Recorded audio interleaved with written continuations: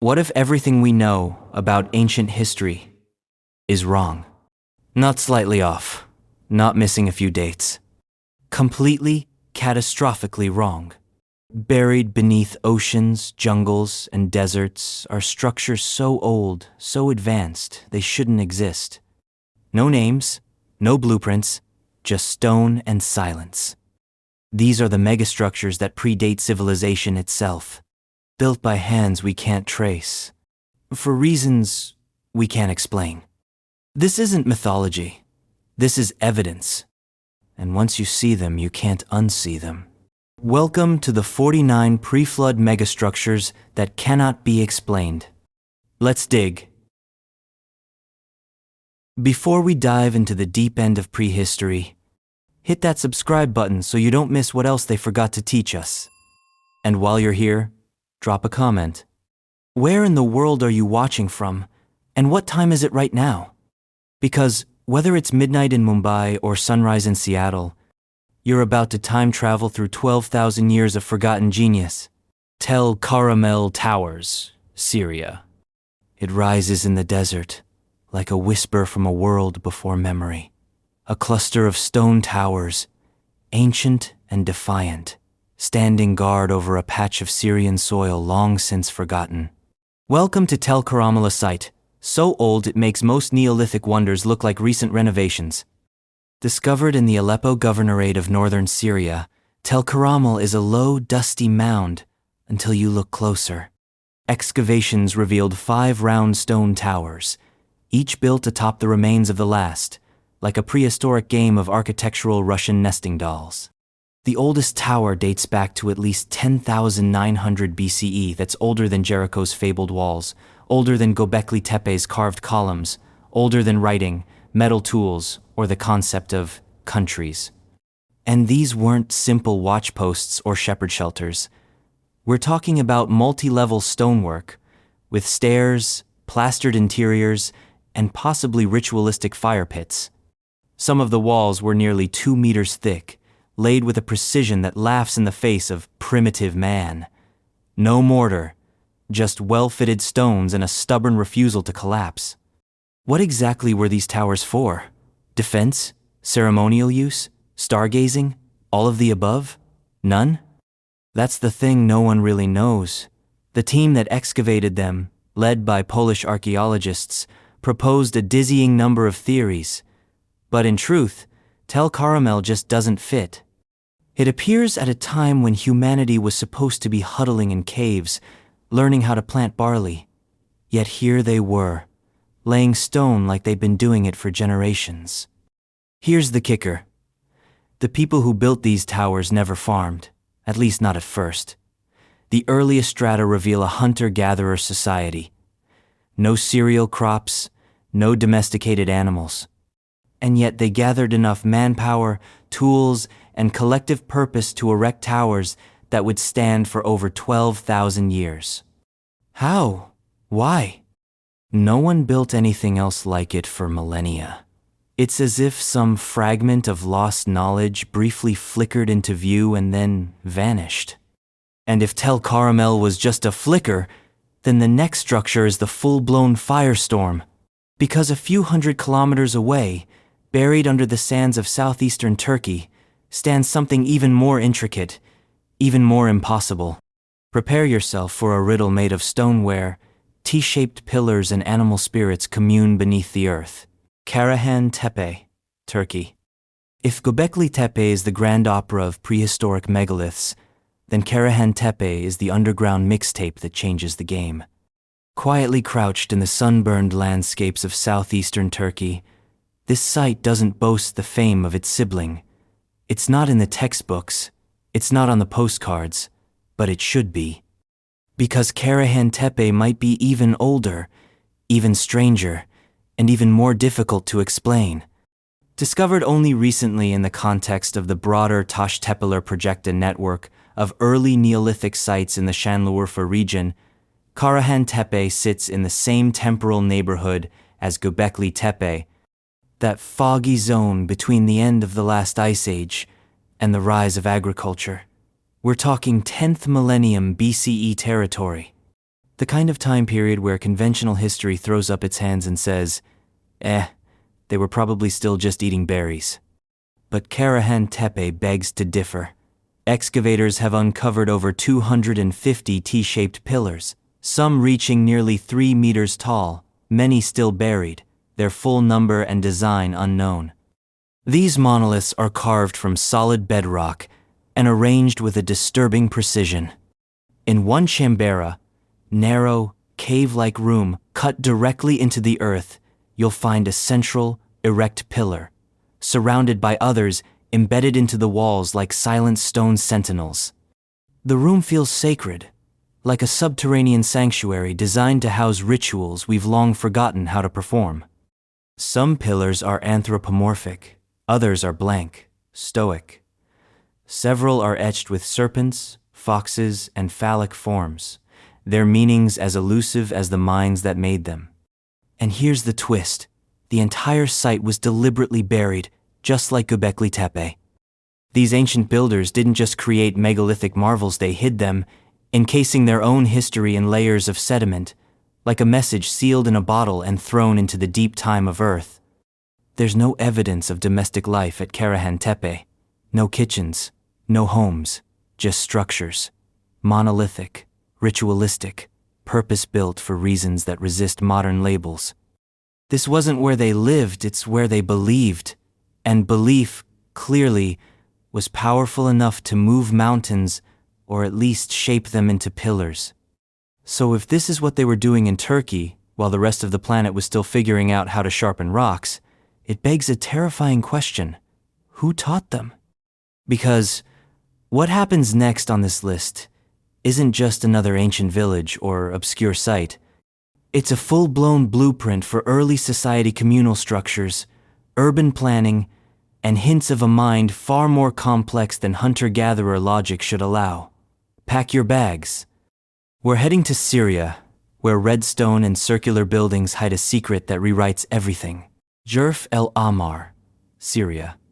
Imagine a prehistoric village with no streets, no markets, no ruler sand, yet, somehow, a society.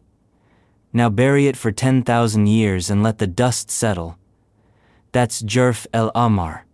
Perched on a limestone terrace overlooking the Euphrates River, this site emerges like a fossilized blueprint of civilization's first awkward stabs at complexity, and what it reveals is unnerving. Dated to around 9,500 BCE, 8,700 BCE, Jerf el Ahmar predates pottery. It predates writing. It even predates agriculture as we understand it. Yet here, in the quiet heat of northern Syria, we find architecture that shouldn't exist, yet rectangular buildings with plastered floors, communal halls large enough to host entire village gatherings, and subterranean circular structures that defy categorization. Let's talk about those circular buildings. One of them, nicknamed Structure 1, is dug straight into bedrock, lined with carefully fitted stones and centered around a carved limestone pillar. The interior suggests ritual function, not shelter. Think about that. Before most humans figured out how to grow crops, these people were digging purpose-built ceremonial chambers into solid earth. This wasn't the random chaos of survival. This was organized construction, planned use of space, specialized structure, some for daily life, others for collective gatherings, maybe even spiritual rites. The village layout suggests intentional zoning, with houses arranged around plazas and ritual centers. They were planning neighborhoods before they had farming. And here's where it really gets strange. These early builders abandoned their village in waves, sometimes burning the buildings before moving on. Burnt clay layers, charred timbers, collapsed roof sits, all there. Almost as if they were enacting a ritual of destruction, a cleansing. Or maybe they were hiding something again, just like the mysterious burial of Karahan Tepe. Grain storage pits at Jerf el Ahmar hint that they were dabbling in early agriculture, but not fully committed. These were people in transition, not quite hunter-gatherers anymore, not quite farmers yet. But socially, they were already 10 steps ahead, They had hierarchy, roles, maybe even early religious institutions long before any of that was supposed to exist. So what made them organized like this? Why did they invest so much energy in building spaces that weren't for eating or sleeping, but for meaning? Because the next structure on our list is going to up the stakes. If Jerf el Ahmar is evidence of a society teetering on the edge of civilization, then what comes next is that first bold step into a built world. Stone rectangles, rigid geometry, and an architectural logic that seems to come out of nowhere. Welcome to the ghost grid of Mureybet. Mureybet, Syria. At first glance, Mureybet doesn't look like much, just a silted-over hump on the western bank of the Euphrates, a forgotten footprint half swallowed by the Syrian desert. But beneath the dust lies something impossible. The remnants of a structured community dating back to as early as 10,200 BCE, older than most cities, older than metallurgy, and older than every single alphabet ever carved. Unlike Jerf el Ahmar with its round pit halls and ritual focus, Mureybet starts whispering a new architectural language: rectangles, straight edges, right angles. A geometric revolution that doesn't just hint at planning, it screams it. The people here began building rectangular houses with stone foundations and mud brick walls, a leap in design that echoes the logic of civilization. Rectangles waste less space. They fit together. They can be stacked, expanded, subdivided. Rectangles mean order. But here's the paradox. Mureybet's inhabitants were still pre-agricultural for much of its occupation. They hunted gazelles. They fished the Euphrates. They gathered wild cereals. And yet, somehow, they were already committing to permanent architecture. These weren't just lean-tos or huts thrown together for a season. They were durable, enclosed, reused structures. Domestic space was becoming sacred. People were putting down roots. And then there's the big question. Why? Why go rectangular if your life still revolves around migration and foraging? What unseen pressure was pushing people toward complexity before the supposed Neolithic revolution even kicked off? We don't just find homes at Mureybet, find public buildings, spaces likely used for collective storage or ritual gathering. As the site evolved, these communal structures grew in size and complexity, hinting at emerging social stratification. Somebody was making decisions. Somebody was assigning roles. Somebody was drawing lines between house and hall, private and public, maybe even ruler and ruled. Mureybet's evolution mirrors the slow burn of societal development. Its earliest layers contain round dwellings, but over time, those give way to rectangles and eventually to multi-roomed houses, some with central courtyards. This isn't just a village, it's the birth of architectural logic, the codification of space. A mental shift from "where can I sleep tonight" to "what is the function of this room?" That mental leap, the birth of architecture as ideology, marks a profound change in human consciousness. And yet, Mureybet is just one thread in this growing web, because now we're heading east. Across rivers, across deserts, to a dry plain in Pakistan where another settlement emerges, zone that has baffled archaeologists for decades with its peculiar blend of farming, urban planning, and a stubborn refusal to follow the historical script. This isn't just an outlier, it's Mehrgarh. Mehrgarh, Pakistan. Mehrgarh doesn't shout, it hums. It hums from beneath the sands of Baluchistan, where the winds have swept over its ruins for more than 9,000 years. Most people haven't heard of it, but they should have, because this place, this unassuming cradle on the edge of the Indus Valley, is where the world's quiet revolution began, the domestication of permanence. Dated to around 7,000 BCE, Mehrgarh isn't just old, it's foundational. Long before the rise of Harappa or Mohenjo-Daro, before the Indus cities stamped geometry into the dust, Mehrgarh was already laying bricks. Literal mud bricks, arranged in orderly lines, forming long rectangular houses with multiple rooms, not caves, not tents, homes, constructed, organized, and passed down over generations. And here's the twist. It wasn't just housing. This site had granaries, workshops, burial zones, areas divided not just spatially, but socially. You can track the development of craftstone tools, giving way to copper, bead making becoming an art form. Evidence of dental drills, prehistoric dentistry appears in the remains of Mehrgarh's dead. Think about that. These people were drilling molars with precision before many cultures even knew what a molar was. Agriculture wasn't just present at Mehrgarh, it was institutionalized. They were cultivating wheat and barley, domesticating animals, and developing irrigation methods suited for their arid climate.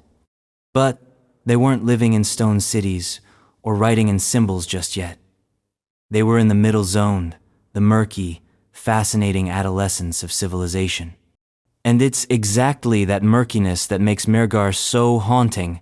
There's no clear jump from primitive to advanced here, no sharp break. It's a slow burn of complexity, like watching an idea evolve in real time. A few silos today, a neighborhood tomorrow, a proto-bureaucracy next week, civilization as accumulation rather than explosion.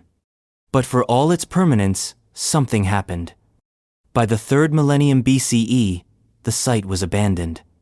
The people didn't vanish, but they moved perhaps downstream toward what would become the core of the Indus Valley civilization.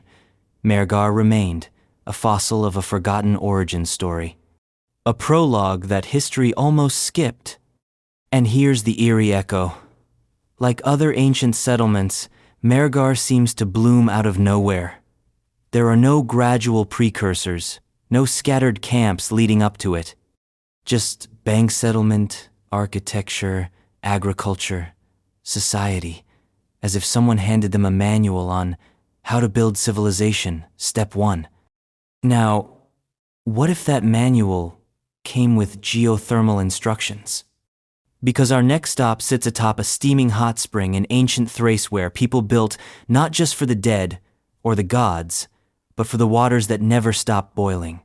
Welcome to Aquae Calidae. Aquae Calidae, Bulgaria. The ground here doesn't breathe its steams.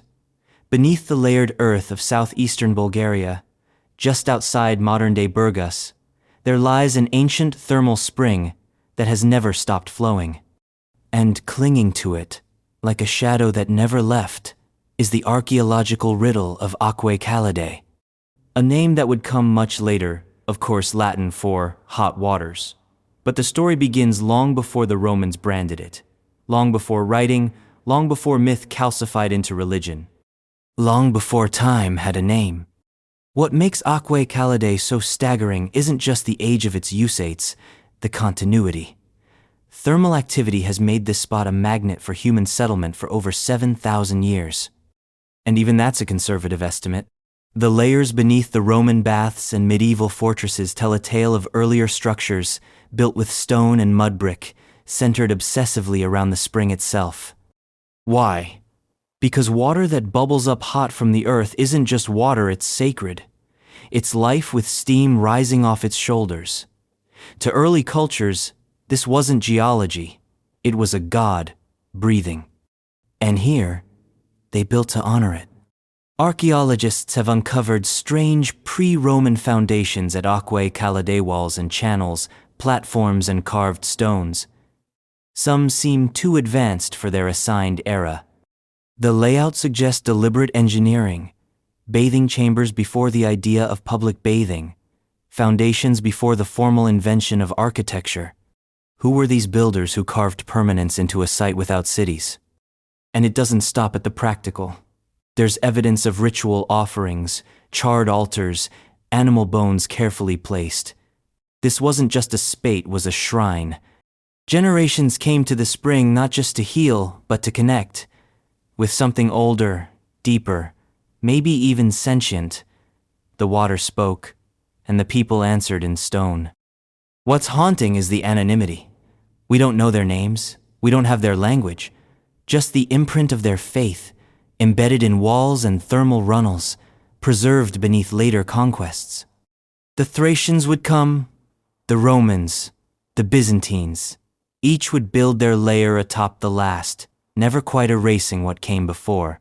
Because how do you demolish the beginning? And yet even this sacred oasis is just a prelude. Because 1,000 miles west, hidden along the coast of Brittany, another stone puzzle resists a cairn so massive, so geometrically arrogant, it's been dubbed the prehistoric Parthenon. Prepare to meet Barnenez, France. It doesn't look like much at first, just a massive, grassy ridge poking out of the Brittany coastline. But step closer, and you'll find that this is no natural hill. This is Barnenez, and it is one of the oldest, largest, and most mysteriously overbuilt megalithic tombs on the planet. A 330-foot-long G, 82-foot wide, 30-foot high stone beast, a tomb so ancient it makes the pyramids blush. Dated to around 4,800 BCE, Barnenez predates Stonehenge by over a millennium and the Great Pyramid by 2. Constructed with over 13,000 tons of stone, Barnenez contains 11 separate burial chambers, each with its own long stone corridor. The internal complexity is staggering for a culture still supposedly scratching survival into the soil. These weren't caves stumbled into. These were spaces designed with corbelled roofs, aligned entrances, and structural symmetry. Someone planned this, someone who understood not just architecture, but legacy. Decorations inside the tomb include carving chevrons, serpent-like motifs, axe symbols etched into the stone like coded messages to the future. Some scholars suggest these marks were symbolic language precursors, representing concepts of power, protection, or cosmic cycles. Others are more cautious. But what's undeniable is the sheer effort involved. This wasn't just a tomb. It was an institution, built over centuries, modified, maintained, a long-term project in a time when long-term thinking supposedly didn't exist. And for what? For who? Why bury so much labor, so much stone, so much meaning into the dead? Because the living needed reminders that they came from somewhere, that their ancestors had weight, that their dead were not forgotten, they were elevated. But Barnenez doesn't stand alone in its mystery. A little to the south, in a region of low hills and hidden forests, another necropolis unfolds. A place older than imagination, where tombs rise in concentric rings and time folds in upon itself. Welcome to the Tumulus of Bougon. Tumulus of Bougon, France. If Barnenez is the great stone ship of the dead, then Bougon is the stone fleet. Tucked into the Deux-Sèvres department of western France, the Tumulus of Bougon isn't one structure, it's a complex. A family of 5 and possibly more, enormous burial mounds built between 4,800 and 4,500 BCE, each with its own quirks, secrets, and architectural overkill. Let's talk about Tumulus F, the largest of the group. It stretches over 70 meters long and contains a central chamber that's basically a Neolithic bunker, corbelled vaults, entrance corridors, layered slabs weighing tons. This isn't pile some rocks over grandma energy. This is monumental engineering, executed at a time when the wheel didn't even exist in Western Europe. Each tumulus has its own internal structure, slabs placed like ribs around a sacred heart, staircases leading down to subterranean chambers, vertical shafts possibly used for celestial alignment or ritual descent. And bones, lots of bones. Human remains arranged with care, sometimes split across chambers, sometimes accompanied by offerings, flint tools, pottery, beads. Tokens of a belief system we can't fully decode. But here's where Bougon gets weird. It shows continuous evolution. The site wasn't built in a single burst of religious fervor. It was used, reused, rebuilt. Stone replaced wood. Chambers were expanded. Entire mounds were dismantled and reconstructed. This suggests a long-term memory, a cultural identity stretching back centuries. Whoever these people were, they didn't just build tombs, they maintained them. They returned to them, They treated their architecture like living things. And all this before the so-called megalithic explosion of Western Europe even begins. Bougon stands as a fossil from an earlier era civilization that was already planning, building, remembering while the rest of the continent was still catching up. But if Bougon is a whisper from the underworld, the next monument is a shout into the sky, a mound so massive it dwarfs even the tumuli of Brittany and Ducev. An artificial mountain hauled into place stone by stone, basket by basket, built not for kings or gods, but for the sheer audacity of human effort. Hold your breath. You're standing at the base of the Saint-Michel tumulus. Saint-Michel tumulus, France. Near the windswept coastline of Karnak, where the land itself seems to ripple with buried stone, stands a mound that redefines overkill. The Saint-Michel tumulus is more than just a burial site, it's a statement. Rising nearly 10 meters high and stretching over 125 meters in length, this is one of the largest Neolithic tumuli in all of Europe, built around 4,500 BC, centuries before the first pyramid stones were stacked at Giza. It looks like a gentle green hill at first, but beneath that soft grass lies a core of massive stone chambers, passageways, side chambers, and a central tomb built with slabs weighing several tons each. This wasn't casual. This was precision work, using nothing but muscle, stone tools, and a staggering amount of coordinated labor. You don't move thousands of tons of earth and granite for nothing. This was purpose-built monumentality. The Saint-Michel mound is believed to contain the remains of an elite individual, perhaps a chieftain, perhaps a priest, perhaps someone both, but the identity doesn't matter as much as the intent. The community that built this gave years, possibly decades, to haul, shape, stack, and seal their vision. They were building memory. Not a tomb, but a landmark. Something that would outlast them. Something that said, "We were here, and we mattered." And here's where it gets surreal.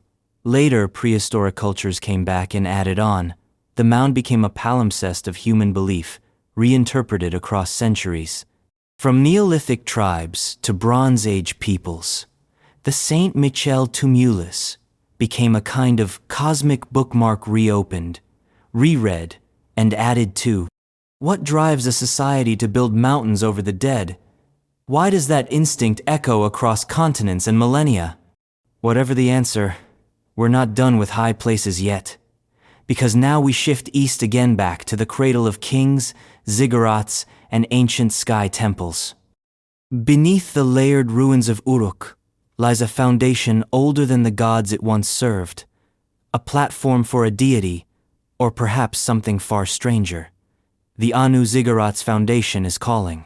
Anu Ziggurat of Uruk's foundation, Iraq. Dig deep enough and you hit bedrock.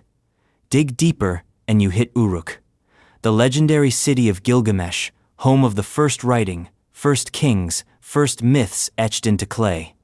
But beneath, even that beneath the monumental ziggurat of Anu, the sky god, there's something older, something inexplicable, a platform of stone and clay that predates everything else in the city, a foundation for a god, laid by hands we no longer understand.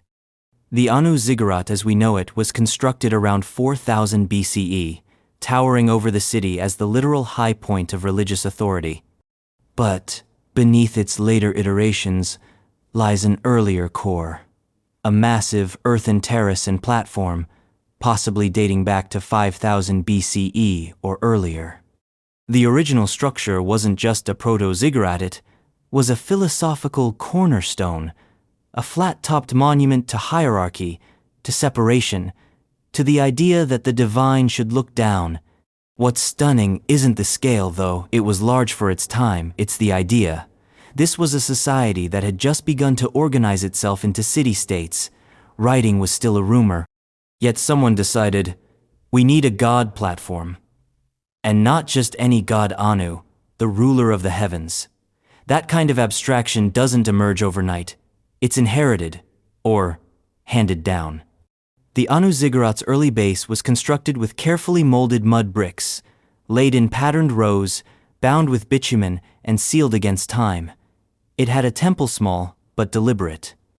Built not for people, but for presence. It wasn't a community hall. It wasn't a palace. It was a cosmic interface, a terrestrial launch pad pointed vertically. What's even more peculiar is the lack of immediate parallels. There's no gradual trail of development leading to this kind of platform. One day, people are building huts. The next, they're raising sacred high grounds and inscribing metaphysics into clay. Who thought of this? Why here? Why then? Why build a platform so early, in a city not yet fully born? And yet even that first altar has layers. Because rising above this base, centuries later, was a series of renovations, enlargements, and eventual transformations. The ziggurat grew taller, wider, more complex. But it never replaced that original core.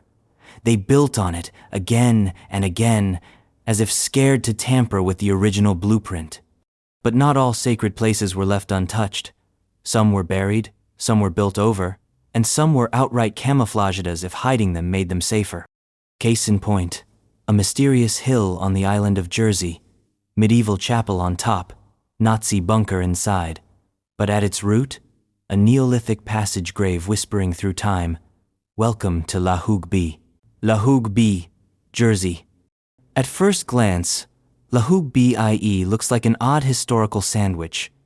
A 15th century chapel perches delicately atop a grassy mound, while World War II bunkers claw through its sides like scar tissue. But dig into this layered relic, and you'll find something much, much older buried beneath both Christian piety and Nazi paranoia. A passage grave dating back to around 4000 BCE. Let that settle.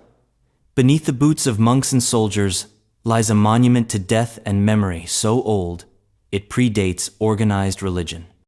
A narrow stone corridor, flanked by massive orthostats, leads into a domed chamber once used for ritual burial. The passage is aligned likely with solar or lunar events, and though the structure seems small compared to a pyramid or ziggurat, it exudes the same sacred geometry. It wasn't built to dominate the skyline. It was built to focus the soul.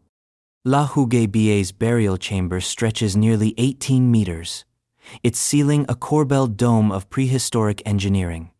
Stones weighing tons were moved into place with primitive tools and primal determination. And like other megalithic sites, this one too seems to come from nowhere no practice versions, no failed prototypes scattered around the island.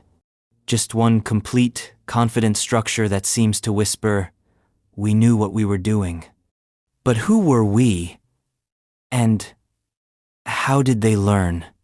One of the most haunting features of La Hougue Bie is its continuity of sanctity. Long after the Neolithic builders laid their final stone, others came to the site. Bronze Age people, Iron Age tribes, medieval Christians, and then Nazis who dug bunkers into its sacred core, blind to what they were desecrating. It's as if the place refused to be forgotten. It kept pulling humanity back, century after century, like a magnet for belief systems, sacredness baked into the soil. And while La Hougue Bie preserves the idea of continuity, our next structure speaks of abandonment, a lonely cairn on a wind-blasted island off the coast of Scotland, less layered, more primal, but equally confounding in its purpose and construction. Welcome to Midhowe Chambered Cairn. Midhowe Chambered Cairn, Scotland. Where the North Sea hammers the Orkney Islands with salt and wind, a long stone tomb sleeps in the earth. It doesn't dominate the landscape. It blends into it as if it always belonged there. This is the Midhowe Chambered Cairn, an epic Neolithic structure dating to around 3500 BCE, set into a seaside slope like a fossilized cathedral. It's one of the largest of its kind, and once you see it, you understand why some call it the Great Ship of the Dead. From above, its shape echoes, boat stone walls forming a long central chamber flanked by side stalls like benches, but no one ever sailed it, not in water. It was a vessel for the dead.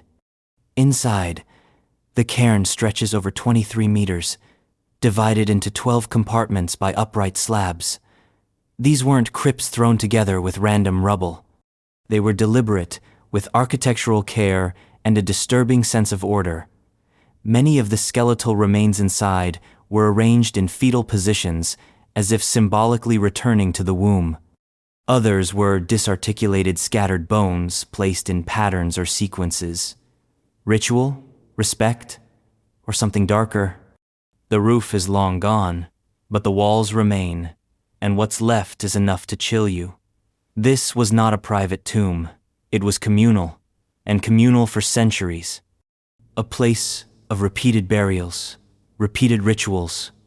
Generations brought their dead here not just to bury, but to participate in death, to make it visible, part of daily life. And they did this with stones hauled from afar, limestone and sandstone arranged in alternating courses. No metal tools, no mortar, just willpower, alignment, and memory. What's most haunting about Midhowe isn't the bones. It's the silence, the isolation. It sits by the crashing sea, winds screaming overhead, like a monument to things we've chosen to forget. But if Midhowe is a stone cradle for the dead, then what comes next on our list takes that idea and throws in cosmic alignment, standing stones, and a mysterious celestial geometry. South of Inverness, near a river that whispers secrets through the trees, lie the ancient rings of Balnuaran of Clava. Balnuaran of Clava, Scotland. Tucked into the quiet glens just east of Inverness, the Balnuaran of Clava site hums with a strange, unspoken gravity. At first glance, it's a small clearing, dotted with standing stones and moss-covered mounds. Peaceful, pastoral, but stay long enough, and you'll feel it the pull of precision. The uncanny sense that this place wasn't just built, but calculated. Balnuaran of Clava is a Bronze Age necropolis, dating to around 2500 BCE, featuring a trio of carefully engineered cairns, each flanked by standing stones arranged in circular formations. These aren't random burials scattered by a grieving village, they're astronomical instruments disguised as graves. The passageways of the two passage cairns align precisely with the setting winter solstice sun. When the light hits just right, it slides down the corridors like a blade, illuminating the stone-lined chambers within. That's not chance, that's design. Each cairn has a different shape and layout. Some are ring cairns, with no internal passage. Others are passage graves.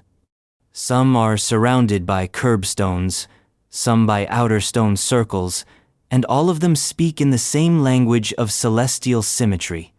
The builders of Clava weren't just honoring the dead, they were mapping time, creating a permanent relationship between earth and sky. But the mystery runs deeper. Many of the standing stones have graded heights, with the tallest to the south and the shortest to the north. Is this symbolic, functional, both? And what about the strange cup marks, carved into the stone's dozens of small, circular depressions whose meaning eludes us entirely? Code? Art? Star charts? No tools have been found, no inscriptions, just stones, sky, and silence. And yet, Clava was clearly more than just a cemetery. It was a cosmic observatory, an axis mundi where the living measured the dying of the light. But for all its elegance, Clava doesn't stand alone. Because across the continent, deep in the woods of Poland, a different kind of monument rises long, low, and built for the dead in numbers. These are not tombs of kings but of clans, and they're shaped like pyramids. Welcome to the enigmatic world of the Polish pyramids. The Polish pyramids, Poland. Buried in the forests of western Poland, near the Oder River, is a prehistoric riddle that barely makes it into textbooks, but should be scrawled across every map of ancient Europe. Locally known as the Polish pyramids, these are not towering triangular temples, but long, low, massive mounds stretching up to 150 meters in length and up to 3 meters high, with sharply defined trapezoidal shapes. Think of a pyramid melted and dragged across the earth. Think of a burial ship carved in soil. Dating from around 4000 to 3000 BCE, these mounds are astonishing for their size and uniformity. Built without the benefit of wheels, metal tools, or draft animals, they represent unthinkable labor. Thousands of tons of earth moved by hand. Each mound is believed to have served as a communal grave, with carefully placed tombs hidden deep inside, accompanied by flint tools, ceramic vessels, and animal bones. But what's most startling is their orientation.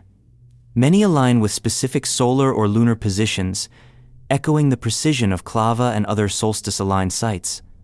Some researchers speculate they may have served as calendrical markers, with the shadows of their ridges tracking celestial events. If true, this would mean the people who built these earth giants weren't just farmers or foragers. They were engineers, astronomers, and maybe even priests. Here's the twist. There are dozens of these structures, and most are still unexcavated. They sit quietly in the forest, unknown even to locals, like forgotten bones in the body of Europe. Who built them? Why here? And how did such a complex tradition develop in what mainstream history often paints as a cultural backwater? The Polish pyramids don't ask for attention, they demand it. Because they suggest something deeply uncomfortable, that prehistoric Europe may have been far more connected, more ambitious, and more intellectually active than we've been told. But if these forest giants show us the scale of prehistoric ambition, the next site shows us something more subtle, more mysterious. Deep in the Amazon basin, far from Europe, far from stone and bone, earth itself was shaped into monuments. Massive mounds rising from the jungle, whispering of forgotten kings, vanished cities, and a civilization that still refuses to die. Enter the earthworks of the Marajoara culture. The earthworks of the Marajoara culture, Brazil. The Amazon isn't supposed to have ruins. At least, that's the lie Western archaeology believed for centuries. Too wet, too wild, too primitive-no way anything advanced ever rose in this rainforest. And yet, buried beneath the canopy of Mehrgarh Island at the mouth of the Amazon River, lie the silent, defiant remains of a lost civilization. Monumental earthen mounds, shaped by human hands, arranged with geometric precision. Welcome to the world of the Marajoara culture. These aren't small mounds. Some stretch 400 meters long and 15 meters high, built from millions of baskets of soil, painstakingly layered to resist erosion and flooding. This wasn't accidental. It was engineering civil infrastructure for a world the jungle tried to erase. The Marajoara people, thriving between 800 CE and 1400 CE, didn't just survive the Amazon, they reshaped it. But some of these earthworks hint at much older origin-spree Marajoara activity, potentially stretching back thousands of years. These mounds served as villages, burial sites, ceremonial platforms, and flood-resistant terraces. They were connected by causeways, dotted with wells, and surrounded by ditches that functioned both defensively and hydrologically. The Amazonian wilderness wasn't wild at all. It was a gardened world, curated and carved by generations of soil shapers. Excavations have revealed complex ceramics, elaborate burial urns, and a deep symbolic system woven into every artifact: spirals, birds, warriors, and gods. This was no tribal society. This was civilization, built without stone, in a landscape most believed too hostile to sustain anything but survival. And then it vanished. What happened? Climate change? Disease? Conquest? The jungle swallowed their legacy whole, trees growing over temples, vines choking roads. For centuries, these mounds were mistaken for natural hills. But the land remembers. And if the Marajoara shaped the land to rise, the next culture carved the land to stand in, did so with eerie artistry and unknown purpose. Our next destination takes us halfway across the world to the Ethiopian highlands, where slender stelae rise like petrified spirits. Their faces are marked, their alignments intentional. Welcome to the haunting symmetry of Tia. The stone circles of Tia, Ethiopia. There's a dry, quiet stretch of highland south of Addis Ababa, where the ground seems pierced by memory. Dozens of upright stones, some tall, some squat, stand in solemn formation. Each is marked, carved, etched with symbols we can't read. This is Tia, a UNESCO World Heritage Site, and one of the most overlooked megalithic mysteries on Earth. At least 36 stelae dot this landscape, many of them anthropomorphic in shape, some decorated with stylized swords, plant motifs, and enigmatic geometric patterns. Scholars suggest the site dates to somewhere between 10th and 15th centuries CE, but the symbols and formations imply deeper, prehistoric roots. Some stones appear far older than their inscriptions, reused or re-sanctified across millennia. Unlike Europe's menhirs or Asia's pagodas, Tia's stones are deeply personal. Many are linked to burials, some communal, others singular. But the symbols don't just mark graves, they speak. What they say, we're still guessing. Are they ranks, lineages, victories, myths? Nobody agrees.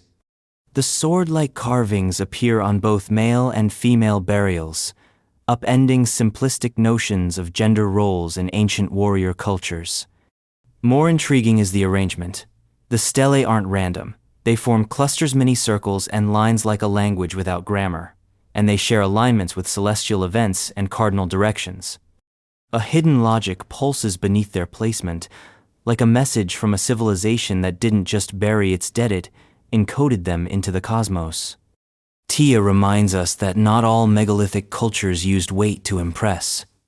Sometimes the message is subtle, etched, symbolic, and stubbornly unsolved. From upright stones to underground channels, our next leap is from vertical to invisible. Across the deserts of Oman and Iran lie some of the oldest feats of hydrological engineering in human history. No glory, no towers, just water, moving silently through hand-dug tunnels that snake under the sands. The desert doesn't forgive mistakes, and yet someone mastered it long before pipes and pumps. Prepare to descend into the Foggara system, Oman, Iran. It's one thing to build a monument above ground, to stack stone and shout into the heavens, but it's another thing entirely to build one below. No glory, no skyline, just silence.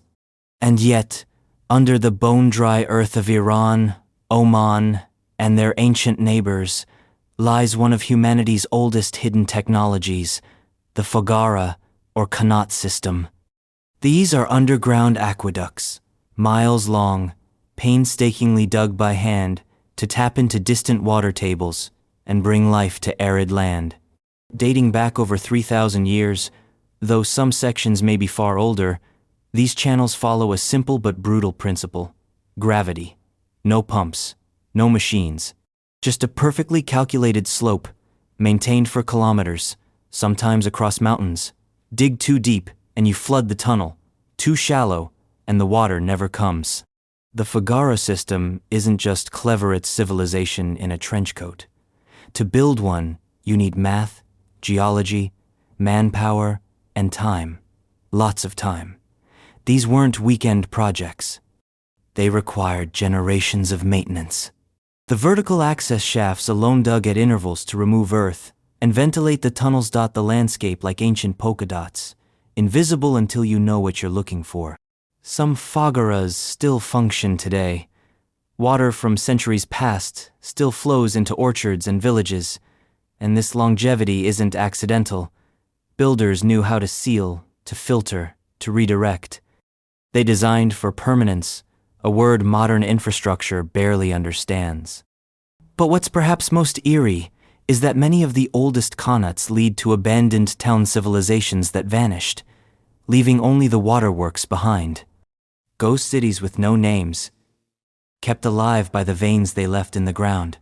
And just as the Mehrgarh system whispers of forgotten knowledge buried beneath the earth, our next site screams it aloud and crude, hulking stone blocks stacked like gods were playing Tetris.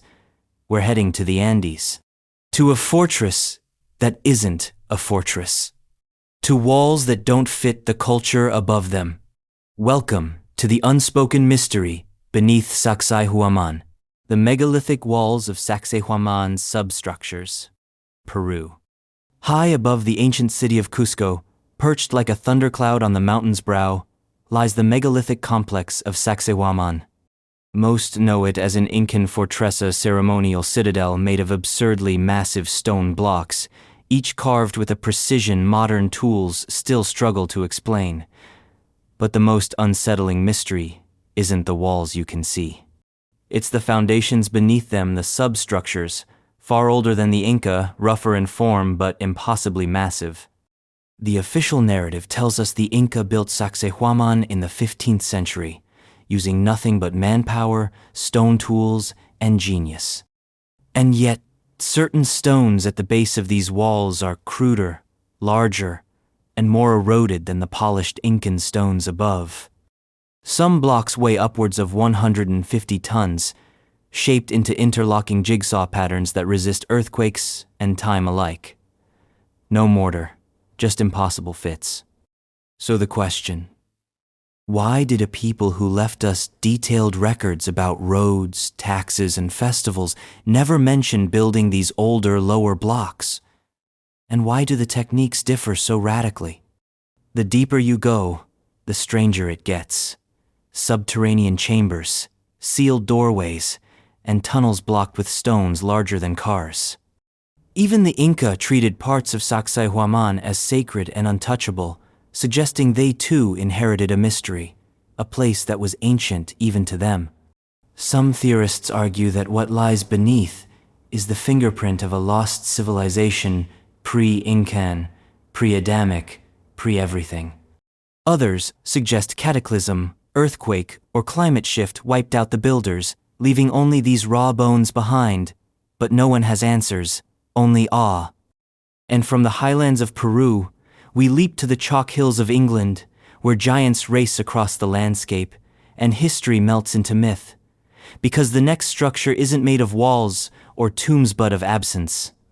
A negative image carved into the earth, older than history, stubborn as legend. Gaze now upon the White Horse. The White Horse Hill figures, England early versions. Scrawled into the soft chalk of southern England, the White Horse of Uffington is not just a piece of art, it's a geoglyph. A colossal figure carved into the hillside, its long, abstract form galloping across a slope that's watched over the Vale of Whitehorse for over 3,000 years and possibly far longer. Unlike later hill figures, which are often crude or cartoonish, the Uffington horse is stylized, all flowing curves and negative space, its shape more reminiscent of Bronze Age symbols than anything in the natural world. Archaeological dating puts its origins around 1000 BCE, but folklore stretches it further back. Some claim it depicts Epona, a Celtic horse goddess. Others whisper of even older sky-worshipping cultures who danced on solstice nights as the moonlight kissed the chalk. But here's what's strange. The figure must be maintained. Without regular cleaning and rechalking, it vanishes beneath the grass within decades. This means the horse we see today has been continually re-etched for thousands of years. Generations passed down the knowledge not just of its form, but of its meaning. And yet no texts, no carvings, no written history tells us what it meant. Some theories point to celestial alignment, others to tribal markers or spiritual waypoints. But none explain the sheer effort required to sustain it. This was a cultural obsession, etched in bone-white permanence. And the Uffington horse isn't alone. Other figures, dragons, giants, cross-pepper the British landscape. Some far younger. Some older than we dare admit. Some lost completely, reclaimed by earth and memory. But from chalk curves to granite lines, we're heading back across the channel to a place where geometry takes over, where stone is aligned not for beauty, but for order. Hidden within a lesser-known corner of the Karnak complex lies a field of stones laid out with unsettling precision. Welcome to the stone alignments of Kurlskan. The stone alignments of Kurlskan, France. Imagine a field where the stones walk. Not randomly, not playfully, but in straight, rigid rows like soldiers, like data, like an ancient code punched into the earth. This is Kurlskan, one of the most hauntingly ordered parts of the larger Karnak megalithic complex in Brittany, France. Stretching over 350 meters, Kurlskan contains nearly 550 standing stones arranged in 13 parallel rows. Each row begins with large menhirs at the western edge, some reaching 4 meters in height, and tapers down to smaller stones to the east. This isn't an accident, it's a gradient. A deliberate shift in scale that defies easy explanation. Unlike the more famous Lemenic alignment nearby, Kurlskan is quieter, more remote, and yet it radiates the same eerie energy. This was planning on a massive scale. Each stone was placed, not dropped, not guessed. Some researchers suggest it could be a solar or lunar observatory. Others see it as a sacred path, a ceremonial corridor where processions moved through space and time itself. And then there's the quadrilateral enclosure, at the end of the Rauza rectangular grouping of stones that may have served as a temple, a calendar, or a burial site. But it's not the function that disturbs. It's the intention. Who wakes up one day and decides to organize 1,000 stones in mathematically precise formations across an entire field? Kurlskan doesn't answer questions, it amplifies them. Why were so many megaliths concentrated in Brittany? Why are so many aligned? Why do they whisper the same story of forgotten geometry? Because next, we journey farther west, to where the coast meets the end of Europe, a land of fog, cliffs, and silence. There, scattered across Finisterre, stand the forgotten cousins of Carniclus mapped, less measured, but just as defiant. The standing stones of Finisterre are waiting. The standing stones of Finisterre, France. In Finisterre, the land breathes stone. This is the westernmost edge of Brittany, the end of the earth, as the name implies. Here, the coastline crumbles into the Atlantic in jagged defiance, and the winds carry old whispers from the sea. Scattered across this dramatic backdrop are the standing stones of Finisterre, vast, largely unmapped network of menhirs, dolmens, and unassuming granite sentinels. They rise from fields, hide in forests, loom over cliffs, or lean sleepily in pastures. Some are tall and defiant, others half-buried and broken. Unlike the more touristed alignments of Karnak, Finisterre's stones lack a brochure. They don't come with polished theories or reconstructed diagrams. But that's what makes them unsettling. They're raw, untamed, older than interpretation. Locals live beside them, name their farms after them, and sometimes hang laundry on them without ever fully knowing what they are. These megaliths weren't flung here. Many are part of regional alignments, long-forgotten rows and patterns that only reveal themselves in satellite images or low winter light. Others form dolmen-like structures, burial chambers with collapsed roofs or sunken entryways. But it's the isolated menhirs that haunt the imagination most. Single stones, 10, 12, even 15 feet tall, stabbed into the land like punctuation marks in a dead language. Some may have marked sacred boundaries. Others could have aligned with stars or solstices. Still others might be territorial claims from a culture we know nothing about. The truth? We don't know. And Finisterre isn't offering answers. But these forgotten stones whisper of something huge, a density of prehistoric activity that suggests this peninsula was once a spiritual or cultural hub. If Karnak is the capital, Finisterre is the countryside shrine, sprawling and unsupervised. And somewhere among these stones, the past still pulses. But if these upright giants of Finisterre speak through silence, The next structure roars through form a burial chamber not shaped like a tomb, but like a temple. Round, domed, and built into the earth, the tholoi tombs of Messenia are waiting. The tholoi tombs of Messenia, Greece. Before the Mycenaeans built their lion gates and shaft graves, before Homer sang of kings and their pyres, there were the thalo beehive-shaped tombs carved into the hills of Greece. The most famous examples crown Mycenae and Pylos, but deeper into the southern Peloponnese, in the hills of Messenia, lie earlier, more primitive versions, cruder in design, but no less ambitious. Dating back to around 2000 BCE, some even earlier, these early tholoi are more than just graves, they're cosmic containers. Each consists of a circular burial chamber with a corbelled roof, a long dromos passageway, leading to the entrance, and often a facade designed for ceremony. But unlike later royal tombs, the Messenian tholoi are often communal, dozens of bodies, sometimes hundreds, layered in death. Not a king's house in the afterlife, but a village of the dead. Their construction is a paradox. Enormous labor and architectural knowledge, but often without decoration. The tombs are hidden, dug into hillsides, marked only by the faint curve of an entrance or a collapsed roofstone. They whisper rather than shout. But what they whisper is chilling. This was a society that engineered the afterlife. Even more fascinating is their distribution. Tholoi don't just appear in cities. They're scattered through rural Messenia, implying a regional ritual tradition, or perhaps even competing clan groups investing generations of labor into death architecture. What beliefs justified this effort?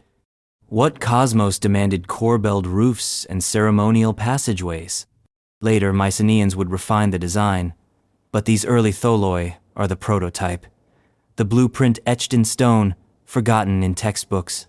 And the fact that they appear suddenly without gradual architectural evolution hints, once again, at the same disturbing pattern. Civilizational memory without written records. Knowledge passed by hand, not script. From these domed tombs, we descend further back to one of the oldest cities in the world, still inhabited, still controversial, and layered with time like geological strata. We're heading to the earliest levels of Jericho to see what happens when the past refuses to be buried.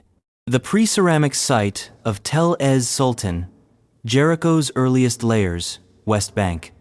Strip away the Crusader ruins, dust off the Roman roads, peel back the Iron Age walls. Keep going, dig deeper. Beneath all of it, beneath even the biblical city itself, you'll find the ghost bones of Tel Ez Sultan, the pre-pottery Neolithic foundation of Jericho. A site older than history, older than writing, older than agriculture as we know it. We're talking 9,600 BCE, 12,000 years ago. And what do we find there? Not just crude huts or fire pits. We find walls, fortifications. A tower nearly 30 feet tall, built of stone and mud brick, complete with an internal staircase spiraling up the inside like the vertebrae of a forgotten beast. Let that sink in. A 30-foot stone tower, built by people with no pottery, no cities, and no metal tools. Why? For defense? Ritual? Astronomy? Every theory has holes. Some say it was a flood marker or a timekeeper for solstices. Others argue it was defensive, but defensive from whom? The landscape offers no signs of enemies, unless the enemy came from above. And then there are the roundhouses, sunk into the earth with clay-plastered floors. Many had storage pits.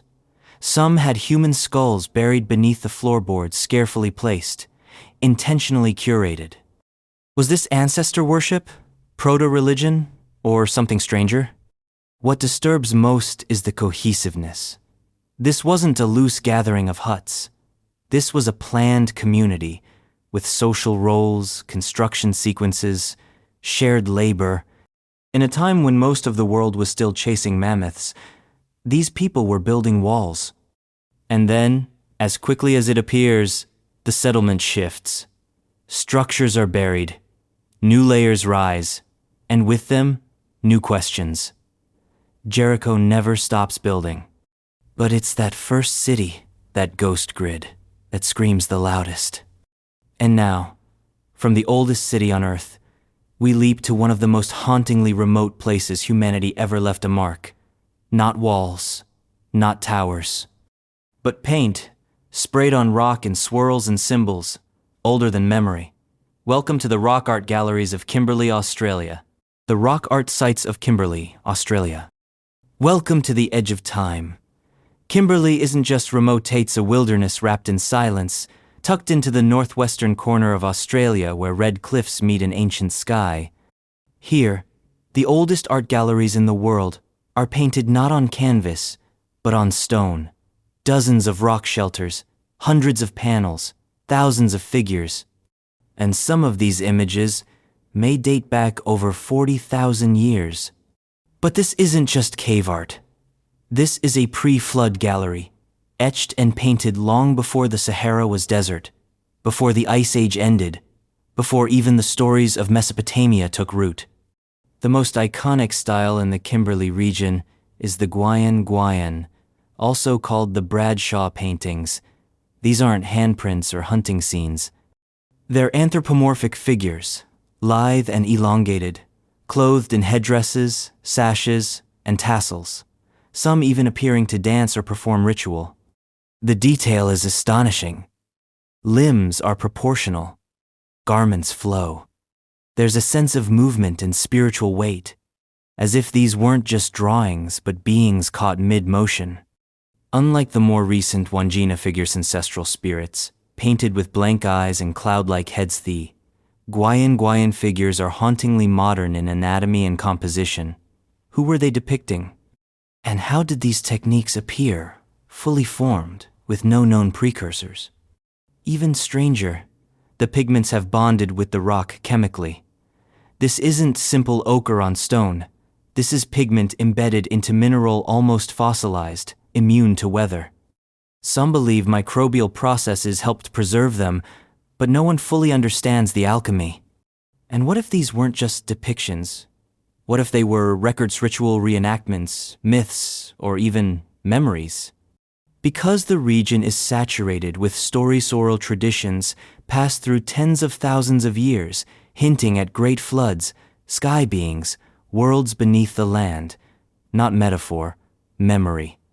And while these painted galleries stretch deep into the past, they also raise a troubling question. What wasn't preserved?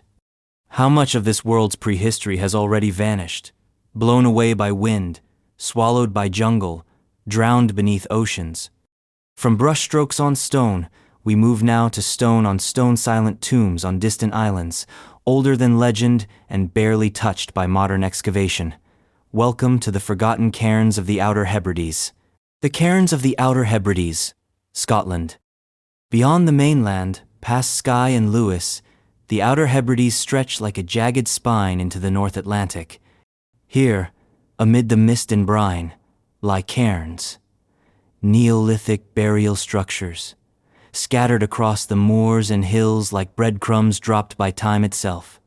Some are mounds, others collapsed chambers.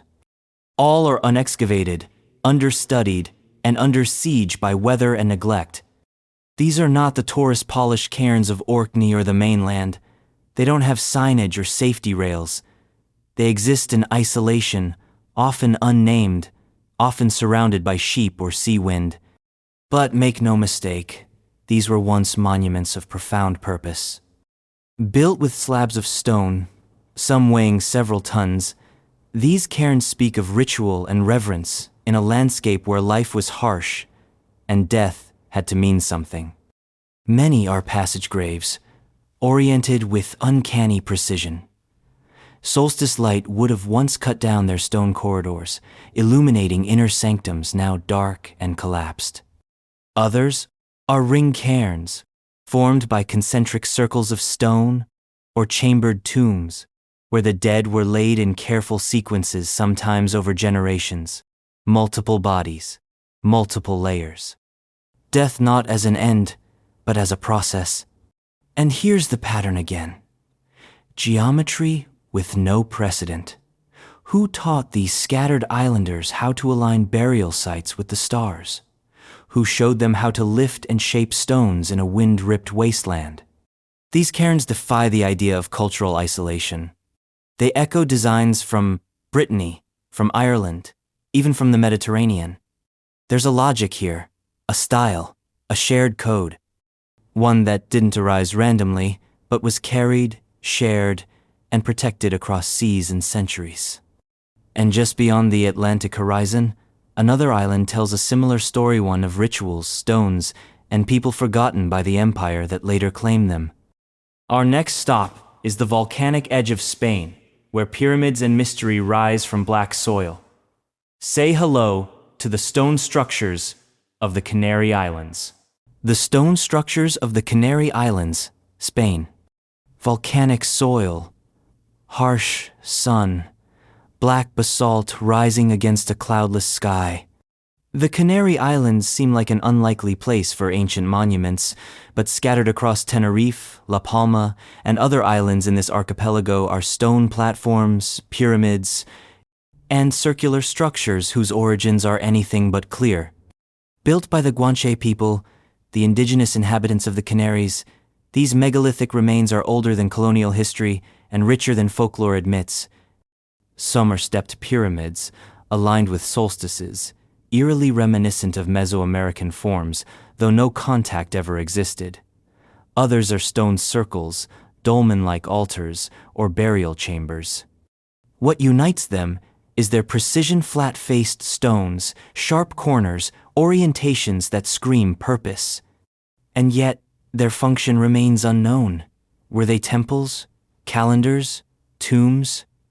Some scholars suggest they were ritual platforms for offerings or sacrifices, while others point to astronomical significance, noting alignments with solar events and lunar cycles.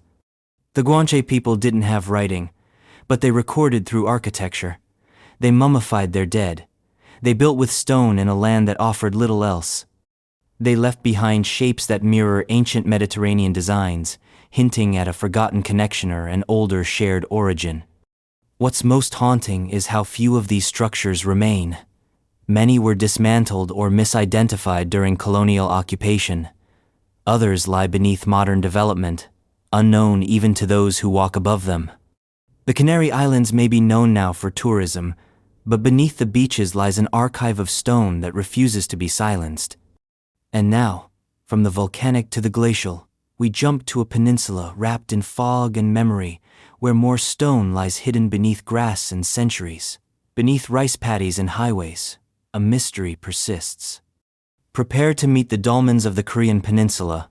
The dolmens of the Korean Peninsula, South Korea. Across the rolling hills of the Korean Peninsula, hidden between rice paddies, modern towns, and quiet rivers, lies the densest concentration of dolmens anywhere in the world. Over 35,000 megalithic tombs, scattered like ancient punctuation marks from the north to the south. South Korea alone holds the majority of them, many still unexcavated, many still unnamed. This is not a fluke of geography. It's a cultural obsession with stone that began thousands of years ago and remains only partially understood. Most of these dolmens date between 1000 BCE and 3000 BCE, placing them in the late Neolithic to Bronze Age. But here's the catch. Their complexity and sheer volume doesn't match the developmental curve archaeologists expect from that era. Some are simple capstones resting on supporting blocks. Others are massive, table-like structures weighing over 100 tons, lifted and placed without the benefit of wheels, metal tools, or beasts of burden. Why so many? Why Korea? And more importantly, how? These weren't scattered burial sites. They formed clusters, necropolises that suggest complex social structures, elite classes, perhaps even ritual specialists. Bodies have been found in some dolmens, often placed in fetal positions, accompanied by grave goods like stone tools, pottery, and ornaments. But many dolmens are empty, as if their function went beyond burial. Some scholars believe these empty chambers were symbolic houses for spirits. Others suspect that the dolmens once formed part of a broader ritual landscape, aligning with stars, mountains, or solar events. One theory suggests that these structures represented ancestral authority, a way to anchor lineage and territorial claims. And with so many dolmens in proximity to fertile lands and water sources, it's plausible they doubled as landmarks of power, both spiritual and political. But perhaps the most mysterious aspect is this: they appear suddenly, already mature in form. There's no clear architectural evolution, just an explosion of dolmen building across the landscape, as if someone flipped a switch or introduced a template. And while these stone tables speak in silence, our next stop takes us even deeper into the shadows, to the humid jungles of Sulawesi, Indonesia, where upright stones defy time and tribal memory. Monoliths not of Europe, but of the equator. Meet the standing stones of Sulawesi. The standing stones of Sulawesi, Indonesia. Buried in the tropical heart of Indonesia's Sulawesi island, often in valleys shrouded in mist and time, stand monoliths, megalithic statues, and standing stones carved and erected by cultures that left no written word, no blueprint, and no clear successors. These are the Bada Valley megaliths. Though others exist in lesser-known corners of Sulawesi, and they are a category unto themselves: anthropomorphic, abstract, enormous. Some stand over 4 meters tall, sculpted from single stones, and placed with a reverence that suggests deep spiritual significance. Others are more modest, small cylinders, rounded slabs, or pillar-like stones that evoke comparison to Europe's menhirs. But none of these stones were flung here by nature. Each one is positioned, oriented, named, sometimes still today, by the local communities who live nearby. Most were created between 1000 BCE and 1000 CE, but their exact dating remains fuzzy. Erosion and lack of context make archaeological certainty difficult. What's more striking is how they mirror motifs found across thousands of miles: human-like faces, elongated torsos, posed figures with hands placed on belliessa, gesture of birth, power, or death. But Sulawesi's megaliths aren't just sculptures, they're statements. Many are linked to burial sites, and some are believed to represent ancestral spirits, clan leaders, or mythic figures from a long-forgotten cosmology. Local legends abound. Some stones are said to be petrified people, cursed for crimes or honored for heroism. Others are thought to be guardians, facing specific directions to watch over the land. There is almost no overlap between these builders and other known Indonesian civilizations. These were not Hindu or Buddhist constructions. They do not resemble the Javanese temples or the structures of nearby Borneo. The megaliths of Sulawesi are their own tradition, isolated, yet suspiciously sophisticated. And like so many ancient stone cultures, their builders vanished, their language silenced. Only the stone remains, covered in moss, slowly sinking into the jungle's embrace. And yet, what if stone wasn't meant to be seen at all? What if the true monument lies beneath the surface, hidden under sand and time? Our next stop leaves the jungle behind and enters the desert tombscape of Bahrain, where thousands of cairns dot the landscape like a broken city. This is the vast necropolis of the cairns of Bahrain. The cairns of Bahrain. Fly over Bahrain, and you might think you're seeing craters or dunes. But look closer. These are not natural. These are cairnstone burial mounds built in clusters that stretch for miles, thousands of them. Maybe more than 170,000 at their peak. Today, only a fraction remain, many bulldozed, many buried under cities. But what's left is enough to shake everything we thought we knew about the ancient Gulf. Most of these cairns date to the Dolmen civilization, roughly 2,200, 1,700 BCE, though some may be even older. And here's the thing, Dolmen is no footnote. It was once a major trade hub, a sacred land mentioned in Mesopotamian texts as the place where the sun rises and where the gods found immortality. Some have even called it the possible inspiration for Eden. The burial mounds vary in size and type. Some are small, single-person graves. Others are royal mounds, built with internal chambers, stone rings, and architectural precision. The Alai burial mounds are the crown jewel of the complex colossal structures rising from the desert like forgotten ziggurats, clustered so tightly that the land looks like a battlefield of memory. What's puzzling isn't just the number, it's the density. No other place on Earth has so many burial mounds packed into such a small area. Who were all these people? Were they all locals? Traders? Pilgrims? Did each cairn mark a lifer? A belief? Excavations have revealed grave goods, pottery, tools, ornaments, and the occasional seal-bearing Mesopotamian script. This wasn't an isolated culture. This was a node in a global web, plugged into Sumer, Elam, the Indus, and yet the architecture is unique. There are no ziggurats here, no stepped pyramids, just round tombs. Low to the ground, inward-looking. Bahrain's necropolis feels less like a graveyard and more like an archive of Solsan index of belief, encoded in stone and sand. And just as Bahrain looks inward, our next stop stares outward toward the unknown. Hidden in the forests of West Africa, our next structure speaks of ancient trade, defense, and ceremony, etched into the land with dirt and time. Welcome to the mysterious Bego earthworks. The Bego earthworks, Ghana. Hidden in the upper west region of Ghana, beneath centuries of foliage and colonial silence, lies a story written not in stone but in earth. The Bego earthworks, located near the ruins of the ancient town of Begho, also called Bighu, are more than just ditches and mounds. They're fortifications, boundaries, and possibly ritual landscapes carved into the African soil by hands long forgotten and cultures rarely mentioned in the mainstream historical record.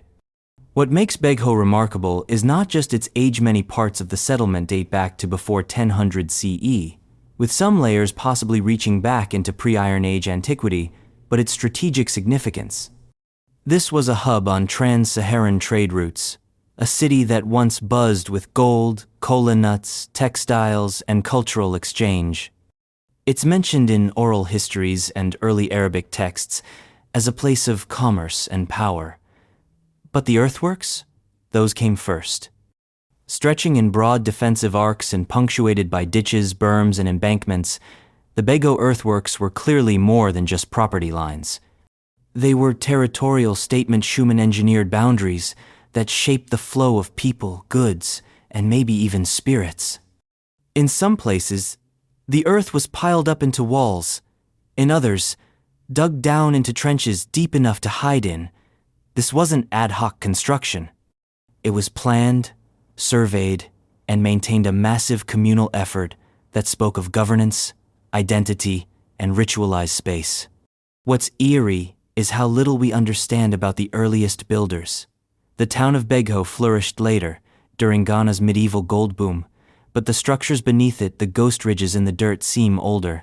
They follow strange curves. They mirror the land in unnatural symmetry. Were these defense systems? Sacred enclosures? Both? Very few modern excavations have fully unpacked these features.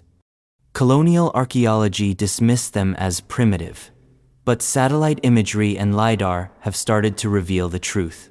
A pre-colonial urban grid hidden in dirt, forgotten by history. And maybe, just maybe, the remnants of something even earlier than cities, a memory of the land itself, shaped and reshaped by unseen hands. And while Begho whispers through soil, the next site sings in stone arranged in perfect, lonely circles in a West African jungle. Ancient builders, unknown purpose. Welcome to the enigmatic stone circles of Sierra Leone. The stone circles of Sierra Leone. Sierra Leone. Sierra Leone is not a place you associate with megaliths. It's a land of forests, rivers, and post-colonial scars. But deep within its territory lie stone circles that defy both time and explanation. Ancient monuments scattered like dropped coins in forgotten grasslands, hard to find, harder to explain. These circles formed of upright stones, sometimes arranged with uncanny precision. The landscape in clusters. Most of the stones are undecorated, rough-hewn, and modest in height. But their placement? It screams intention. Perfect circles, equal spacing, some with central pillars, others without. And, like their more famous cousins in Senegambia, these circles suggest a shared cultural Kodea megalithic language spoken across tribal and linguistic lines. Dating these structures is difficult, but the general consensus puts them somewhere between 700 BCE and 1500 CE, though some may be older. Their builders? Unknown. Their purpose? Even murkier. Were they burial markers, solar calendars, tribal gathering sites, shrines? None of the above? What adds to the mystery is their geographic isolation. Unlike European stone circles, which often cluster in culturally rich zones, Sierra Leone's circles are outliers. They stand alone, no inscriptions, no clear connection to modern tribal belief systems, just the quiet certainty that someone, long ago, cared enough to shape the land. Local legends vary. Some say the circles mark ancient battlefields, others claim they're the petrified remnants of supernatural events, but no story truly fits. And that's the theme, isn't it? That these structures don't want to be interpreted. They want to be remembered, not explained. And now, from West Africa's cryptic rings, we travel north and east to a colder, greener land. To Central Europe, where ancient builders drew perfect circles in dirt, visible only from the sky. These are not stone monuments. These are hollow rings, dug into the earth, massive and deliberate. Prepare for the ring ditches of Central Europe. The ring ditches of Central Europe, Germany, Austria. Imagine standing in a field and seeing nothing but grass. Now imagine flying over it, and suddenly, there it is. A perfect circle, carved into the earth. Not a crop circle, not a recent disturbance. A Neolithic ring ditch, invisible to the eye, but plain as day from above. Welcome to one of the most overlooked megalithic enigmas of Central Europe. These circular enclosures, found across Germany, Austria, and beyond, often measure hundreds of feet in diameter and consist of one or more concentric ditches, sometimes accompanied by palisade post holes or entrances oriented toward specific celestial events. Many date from 4,800 to 3,000 BCE, built by early farming cultures like the linear band ceramic, LBK, and the funnelbeaker, TRB, peoples. But what were they? They're too big for houses, too precise for random clearings, and too ceremonial to be simple animal enclosures. Some align with the solstices, suggesting astronomical observation. Others show evidence of ritual deposition: animal bones, tools, even human remains. These weren't forts. They were theaters of meaning, places where community met cosmos, where earth met sky. The ring ditch isn't a fence. It's a boundaria, liminal space between the ordinary and the sacred. Some enclosures contain inner mounds or burials, suggesting layered significance. Others have only the ditch itself, a hollow outline of belief, like a chalk sketch left by a vanished hand. And again, there's that signature pattern. They appear suddenly, fully developed. There's no known experimental phase. Just dig a perfect ring, align it with the stars, and bury your offerings. Who told them how? As modern development paves over much of rural Europe, many ring ditches have only been identified by aerial photography or geophysical surveys. They remain mostly unexcavated, and as such, undisturbed mysterious shadows of a belief system too complex for slogans, too old for memory. From these hollow circles, we now turn underground. Deep beneath Mediterranean soil, A new layer of mystery awaits hidden chambers carved into sacred rock. Prepare to descend into the underground rooms of the Tarxian temples. The underground rooms of the Tarxian temples, Malta. Malta is a stone island. Every corner of its sun-baked surface holds secrets in limestone. But nothing quite prepares you for Tarxian, a Neolithic temple complex, older than the pyramids, older than Stonehenge, and pulsing with a mystery that doesn't sit comfortably in the conventional archaeological timeline. And even less so when you explore what's underneath. Built between 3600 and 2500 BCE, the above-ground structures of Tarxian are an interlocking series of megalithic chambers, some featuring stone altars, spirals, animal reliefs, and half-buried statues of corpulent deities, goddess figures, or fertility spirits, depending on who you ask. But below this ceremonial surface lies something even more haunting. Underground rooms, carved into the bedrock and largely unexplored. They're smaller, darker, and far less understood. Some of these subterranean spaces seem to be extensions of the above-ground temple, possibly for storage or private ritual use. Others are completely sealed, as if intentionally hidden from even the initiates. The walls are often smooth, unnervingly precise, with occasional niches or carved features whose function is unknown. No writing, no decoration, just intention, etched into stone. And here's the twist: unlike catacombs or burial chambers in later cultures, these underground rooms don't always contain bones or remains. Some are empty, save for scattered pottery or unidentifiable debris. Which leads to the question, were these rooms ever meant for the living, or the dead? Or perhaps neither? What adds to the mystery is how advanced the architecture is: precise doorways, corbelled ceilings, interlocking chamber systems built by a culture with no metal tools, no wheels, and no written language. The underground rooms suggest a sophistication far beyond what the Neolithic label implies. Ritual acoustics? Astronomical calibration? Spiritual descent? We don't know. We can only descend. And when we rise again from Malta's underground, we head north, to a valley where time ripples in concentric stone rings and ancient memories hide in plain sight. Welcome to the sacred stones and sleeping ghosts of Kilmartin Glen. The Cairns of the Kilmartin Glen, Scotland. Kilmartin Glen, in western Scotland, is not one site, it's a landscape of monuments. A valley so saturated with prehistory, it practically glows in the rain. Standing stones, stone circles, rock carvings, burial cairns, and most of it unexplored. This place isn't just old, it's layered, like a palimpsest written in granite. The cairns of Kilmartin Glen, over 40 of them, are spread out along what's been called a linear cemetery, stretching for several kilometers along the valley floor. Some are small and collapsed. Others, like Glebe Cairn and Nether Largie, South Cairn, are massive, multi-phase structures with stone-lined chambers and long entrance passages.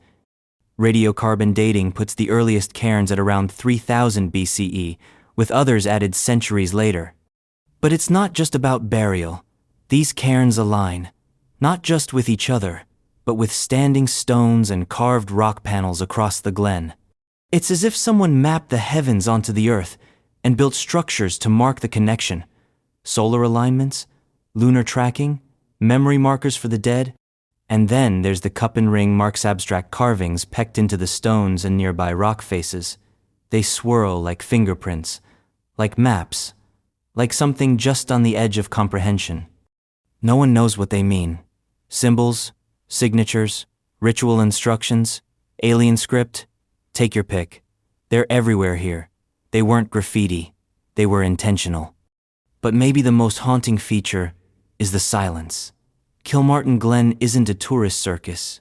It's quiet, remote. You can stand between stones, look across the valley, and feel watched, not in a sinister way, but in the way ancient places tend to watch, with memory, with weight. And just when you think you've absorbed the mystery of cairns and alignments, It gets stranger. Because scattered across Australia far from cairns and cathedral sexist stone arrangements that don't match Aboriginal tradition, don't align with modern theories, and don't want to be explained. Get ready to question everything with the pre-Aboriginal stone arrangements. The pre-Aboriginal stone arrangements, Australia, specific regional sites. Before the Dreamtime, before the stories were passed down in ochre and flame, before even the first confirmed footprints in Australia's red dust, there are stone arrangements that defy easy placement in Timur culture. They exist in scattered pockets across Australia, most of them undocumented, many controversial, and all deeply confusing. These aren't Aboriginal ceremonial sites, which are already ancient and revered. These are structures that sometimes fall outside the known styles of indigenous construction alignments and arrangements that don't match known traditions, legends, or purposes. They appear in remote regions, stone circles, linear rows, and geometric patterns that suggest design over coincidence. In some places, the stones are massive, placed with care and oriented in ways that suggest celestial function, equinoctial alignments, lunar tracking, or even star mapping. In others, they form enclosures or corridors leading nowhere. Some theorists, often operating far outside academia, have suggested these are pre-Aboriginaltha work of a forgotten people, perhaps even the remnants of a population that existed before the accepted migration waves. Of course, these ideas are contentious. Australia's indigenous peoples have the oldest continuous culture on Earth, but what if that continuity was built atop something older still? A substratum of builders who left no language, no bones, just stones like breadcrumbs in the bush. Mainstream archaeology often dismisses these arrangements as natural or misinterpreted Aboriginal sites, but others researchers, local elders, and rogue theorists insist there's something more. The problem is, very few have been studied with rigor. Most exist off the record, in private land, lost to erosion, or hidden by the sheer scale of the outback. But whether pre-Aboriginal or not, these arrangements raise a familiar, unsettling question. How much have we forgotten? How many layers are there beneath the accepted narrative? And who else was carving purpose into the land long before history began? Because from those silent patterns in the Australian dust, we now travel to Huesca, in the rugged Spanish Pyrenees, where yet more dolmens sit unbothered by time. Crude, powerful, and absolutely intentional, the Dolmens of Huesca await. The Dolmens of Huesca, Spain. In the shadowed valleys and misty foothills of the Spanish Pyrenees lies Huesca, land of wind, stone, and silence. And tucked into this rugged terrain are some of the most overlooked megalithic remnants in all of Europe, the Dolmens of Huesca. They're not massive, they don't scream for attention, but they whisper something older than language, older than the mountain trails that surround them, a language carved in slabs and geometry, in placement and purpose. Scattered across the province, especially near regions like Alto Aragon, these dolmens are simple in structure orthostats arranged in circles or semicircles, capped with heavy roofstones. Many are partially collapsed or overgrown, tucked under trees, or swallowed by grass, but their forms remain readable, like ghosts wearing stone armor. Most were constructed between 3000 and 2000 BCE, though some may have older, reused foundations. They're almost always found on elevated ridges or overlooking valleys, suggesting their builders wanted visibility, or perhaps celestial alignment. Some are in direct view of mountaintops. Others face solstice paths. And while some dolmens hold burial remains, many are mysteriously empty, no bones, no artifacts, just hollow, resonant silence. This lack of remains has led to alternative interpretations. Were these purely tombs, or ritual spaces, temples to the sky, or thresholds between worlds? The design is minimal, but loaded with intent. And here's the pattern again. No experimental phase. These dolmens don't appear gradually. They show up fully formed, using construction methods familiar across Europe, but uniquely adapted to the jagged Spanish landscape. And they weren't isolated. These structures were likely part of a ritual landscape connected by pathways, line-of-sight visibility, or shared celestial coordinates. They may have marked tribal boundaries, sacred sites, or seasonal festivals. We don't know. And the locals? Their myths are strangely silent. The dolmens exist without folklore. As if even legend forgot who built them. From Spain's mountains, we now descend to the high-altitude islands of Lake Titicaca, where legends and stone blur into something far stranger. Beneath the grandeur of Tiwanaku and the mystique of Pumapunku, the lake hides smaller, older, more fragmented structures. Welcome to the stone structures of the Lake Titicaca Islands. The stone structures of Lake Titicaca's Islands, Bolivia, Peru. Lake Titicaca is a mirror, not just for the sky, but for time. At nearly 4,000 meters above sea level, it is the highest navigable lake in the world and one of the most myth-saturated regions on Earth. Everyone knows the big names: Tiwanaku, Pumapunku, the Inca origin myths.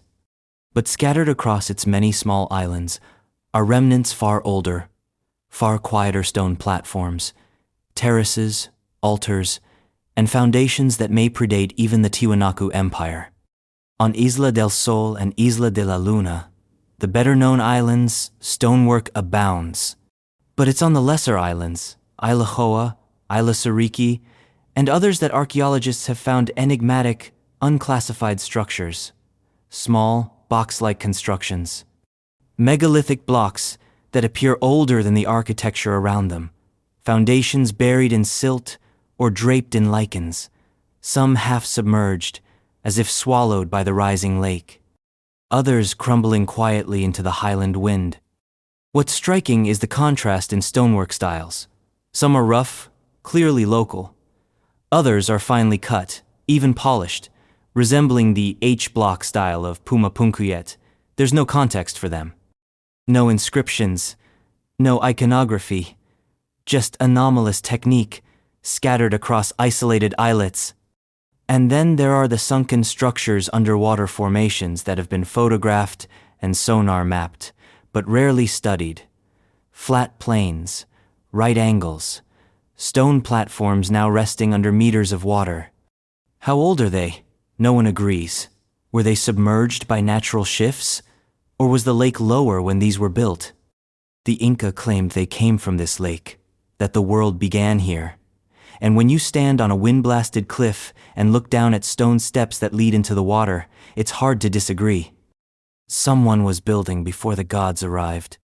But if these stones seem out of place, wait until you see the henges of Northumberland, less famous than Stonehenge, but no less mysterious.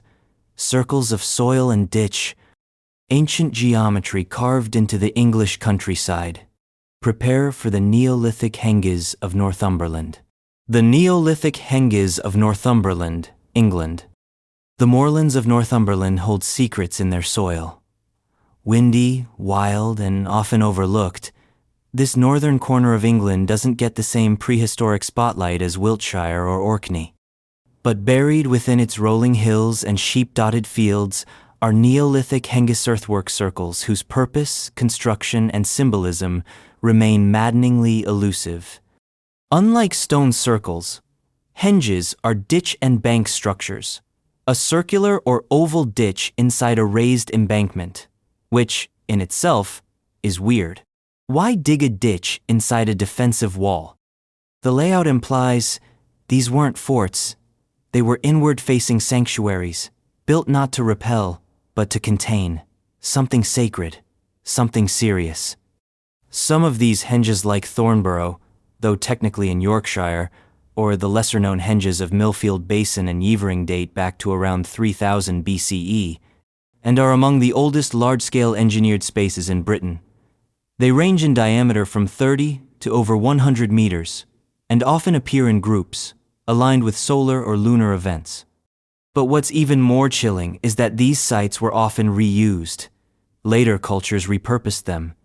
Early Bronze Age burials were dropped into their centers.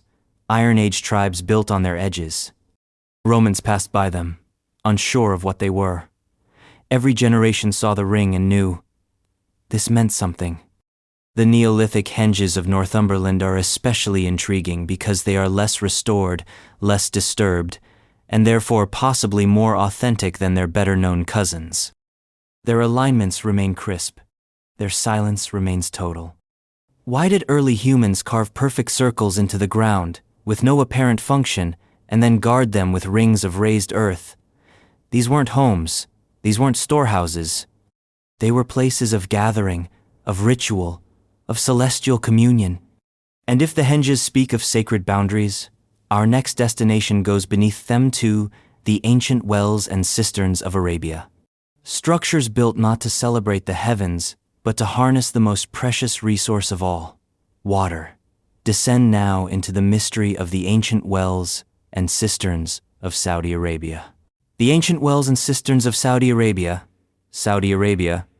in the vast, sun-seared deserts of Saudi Arabia, where sand stretches for centuries and the sky barely shifts, survival has always hinged on one thing: water. And buried deep beneath the dunes and rock escarpments lie remnants of a forgotten hydrological ancient wells and cisterns, carved, lined, and reinforced by hands long vanished, some dating back to pre-Islamic, even prehistoric times. These structures aren't elaborate. They're not temples. They're not tombs. But they are monuments to engineering, to knowledge, and to an early mastery over one of the harshest environments on Earth. Some of these wells plunge over 30 meters into the ground, with stone-lined shafts that remain miraculously intact after millennia of shifting sand and seismic activity. In certain regions like the Nafud Desert, or the remote plateaus of the Hijazio, find cisterns cut straight into bedrock. Some are square, others round, many with steps or notched walls designed to aid in water collection and distribution. They are, in essence, desert hearts, beating silently in a landscape that should have killed off any attempt at settlement, and yet, they're everywhere. What makes these structures especially eerie is how early they appear. Some archaeologists associate them with the enigmatic Mustatil's massive stone enclosures that span hundreds of meters and predate Islam by thousands of years. Others believe they were made by pastoral nomads, small communities with high-level hydrological expertise. But where did they learn it? Why do so many of the wells appear in clusters, often linked to routes that later became major trade corridors? These were not random digs. They required surveying, stone cutting, and long-term thinking, a concept most people don't associate with pre-agricultural desert cultures. Even more unsettling, some ancient wells are found far from any visible settlement ruins, suggesting that they once served outposts or caravan hubs now entirely lost beneath the sand. And perhaps the most compelling feature? They're still used. Modern herders still draw water from ancient holes. Bedouins still recognize and preserve them. It's as if time hasn't moved, but memory has. From these desert veins, we move to a different kind of stone memory. Jungle hidden, ritual soaked, and unlisted in the guidebooks, our next destination is where ancestors are housed in miniature mansions. Step softly into the spirit houses of Assam. The spirit houses of Assam, India. In the green-wrapped hills of Assam, northeast India, where monsoon rains drench the earth and bamboo groves whisper old tales, lie megalithic structures unlike anything else in South Asia.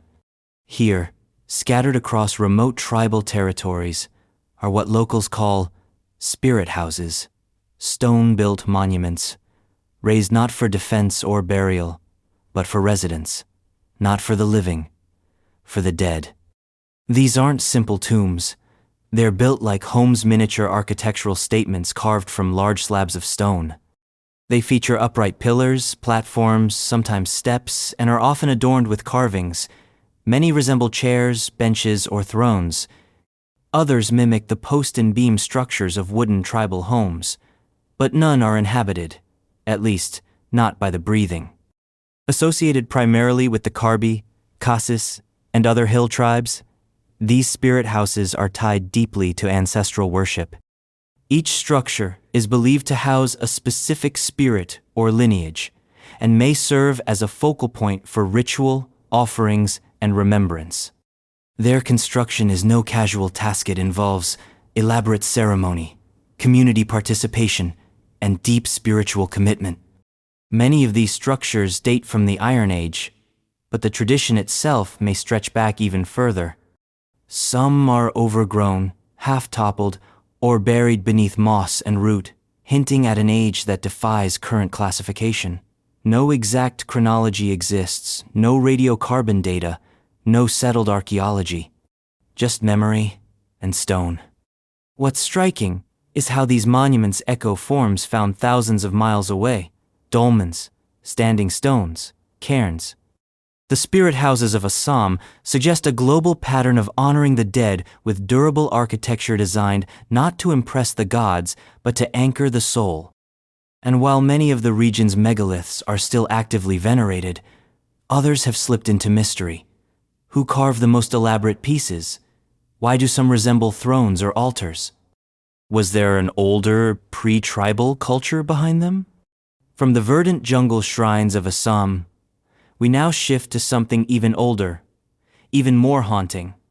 Not decoration, not monuments, but shelters carved from rock and inhabited by the very first hands to leave marks in India's deep past. Step into the rock-cut shelters of Bhimbetka. The rock-cut shelters of Bhimbetka, India. Hidden in the Vindhya hills of central India, near Bhopal, lies a site so saturated with human history, it's less an archaeological zone and more a palimpsest of humanity.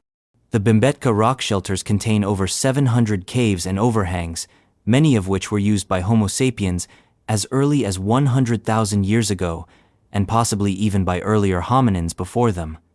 But these aren't just caves. They are structures, shaped and reshaped by hands with intention.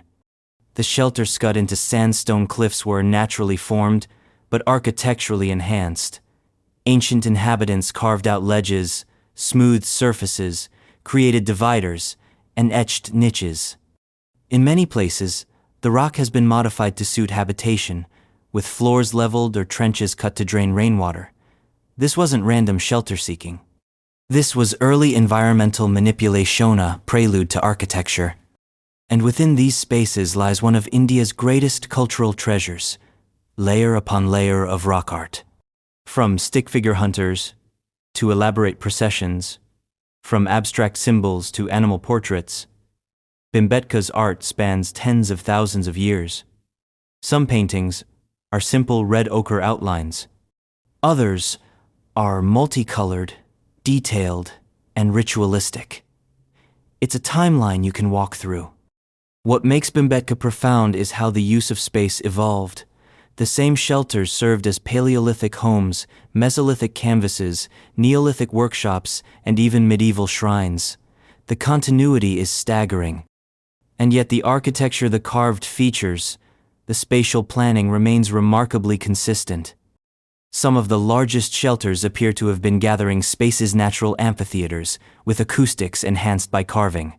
Others were ritual zones, with rock art depicting dances, masks, and possibly shamanic figures. Still, others show signs of domestic life-grinding stones, hearth marks, and storage pits. There's a reverence here not just in the paintings, but in how the land itself was used. Bhimbetka wasn't just occupied, it was curated. And as we leave these sanctuaries carved in sandstone, we make our way back to Anatolia, where the roots of settled life grow deep, to a site already famous, but whose earliest layers are barely understood. Hidden beneath millennia of history lie the Neolithic houses of Çatalhöyük's earliest strata. The Neolithic houses of Çatalhöyük's early layers, Turkey. Çatalhöyük is not a city, it's a time capsule. And deep beneath its more famous Neolithic layers lies something far more unsettling. Architecture from the edge of the human transition, from foraging to farming, from tents to towns, from animal to ancestor. Dated to as early as 7,500 BCE, the earliest strata of Çatalhöyük are not simply primitive, they are precisely strange. These early houses were built without streets. Instead, they were stacked like cells, with no doors at ground level. Residents entered through holes in the roof, descending wooden ladders into mud brick rooms where life, death, and the sacred coexisted under one roof. These were not just shelters. They were cosmic boxes dwellings, designed with symbolic layers, from the hearth at the center to the skulls in the walls. Each house was rectangular, with plastered interiors, raised platforms, and sometimes wall paintings or reliefs of animals, especially bulls. Beneath the floors, people buried their dead, often family members, sometimes dismembered, always deliberate. These weren't random interments, they were ancestral foundations.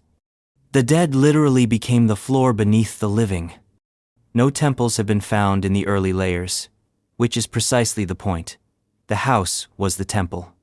The home itself was a sacred space, where cooking, crafting, sleeping, and ceremony happened in an uninterrupted continuum. Shrines were embedded in everyday life. And yet, this deeply spiritual, deeply symbolic society somehow operated without kings, without walls, without centralized power, or at least, without leaving any trace of it. What's more, the uniformity of the early homes suggests a strange kind of collective order, not identical, but modular. Like they followed a shared architectural code, but who taught them to build this way? And why does their design appear fully formed? No experimental huts, no transitional ruins, just whole structures, planned and repeated.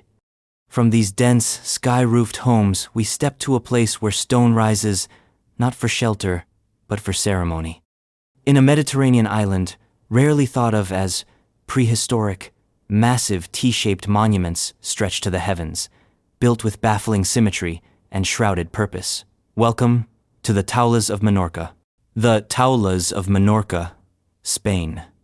On the island of Menorca, far from the limestone temples of Malta and the granite circles of Brittany, stand structures so weird, so alien, that even archaeologists seem to tread softly around them.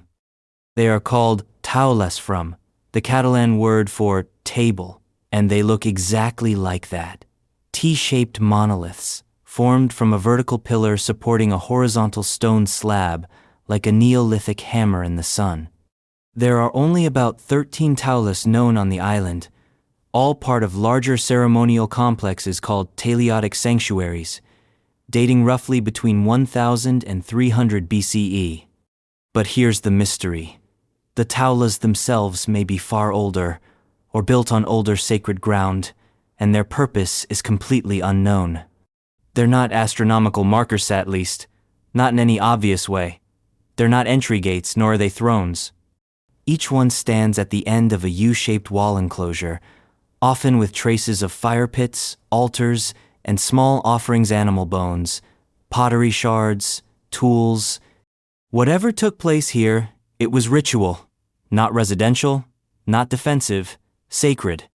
Some taulas rise over 3 meters tall, and their slabs are finely dressed, fitted with surprising accuracy, almost megalithic precision. And always the same uncanny design, the vertical and the horizontal, upright and crossbeam, heaven and earth. But why the T-shape? Why here, on this small island in the Balearic Sea?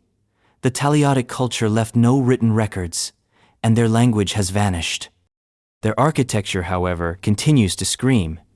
It resembles nothing else in the Mediterranean, certainly not at that time. It's unique, unrepeatable, and yet strangely familiar, as if part of a vanished architectural grammar. And as enigmatic as the taulas are, they are not alone. Their cousins lie just a few stone throws away, shorter, rounder, boat-shaped, and subterranean. You've seen their outline before, maybe in dreams or myths. Step into the tombs of Menorca's Navatas, the Navatas of Menorca, Spain. If the taulas were the temples, then the Navatas were the tombs. Named for their resemblance to inverted boats, nave in Latin Navatas of Menorca, are among the most unusual burial structures in the ancient world. Found nowhere else, built by the same Talaitic culture that erected the Talas, these chambered tombs are meticulously crafted and brutally symbolic. The most famous example is the Naveta de Tudon, a two-chambered monument over 13 meters long, built from massive stone slabs without mortar. The exterior curves upward in a sloped arc, forming a hull-shaped silhouette. It looks like a ship run aground, a vessel for the dead, a ferry for the soul. Inside, the space is compact but complex. One chamber held the remains of the dead, often multiple individuals. Another served as an antechamber, perhaps for offerings or rituals.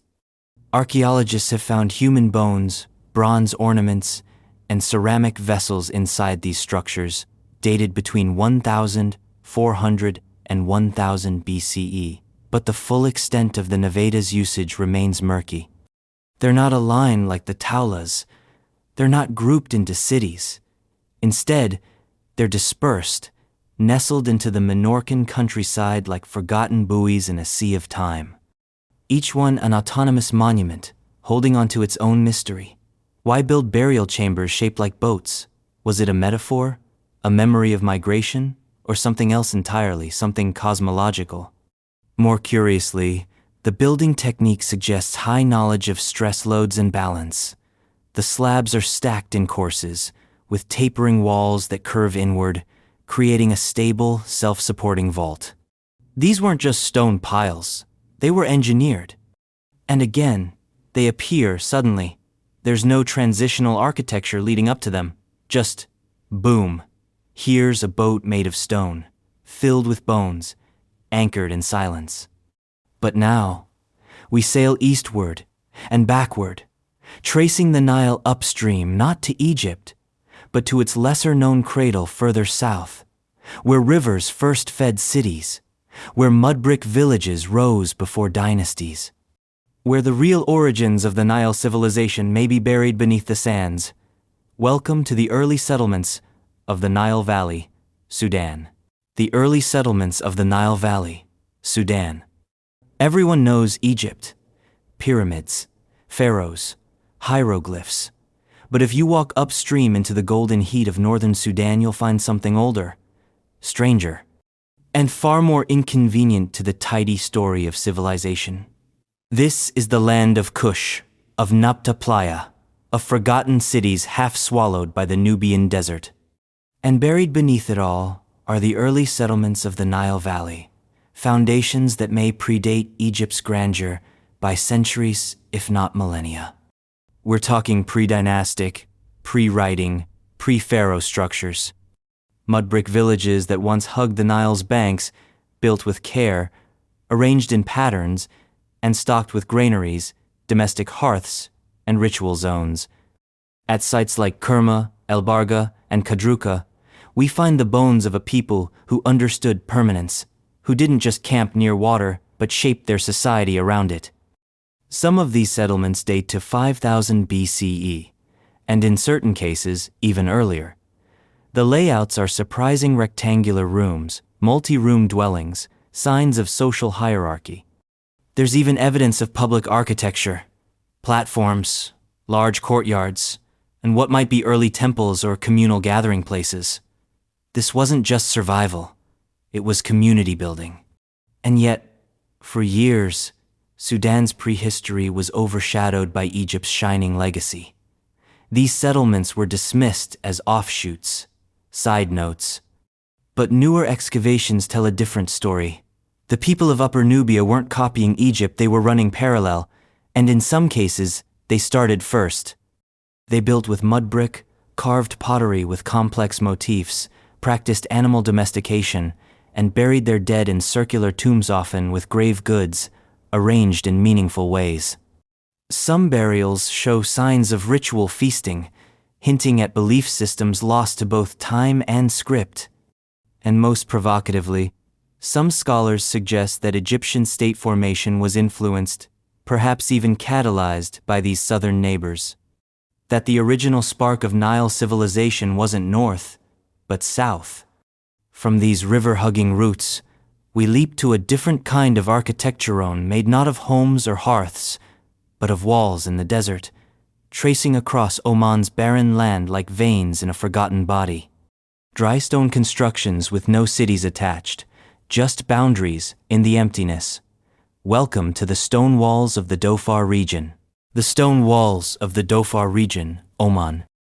The Dhofar region of Oman is a land of paradoxes, a desert with monsoon rains, a coastline with prehistoric secrets.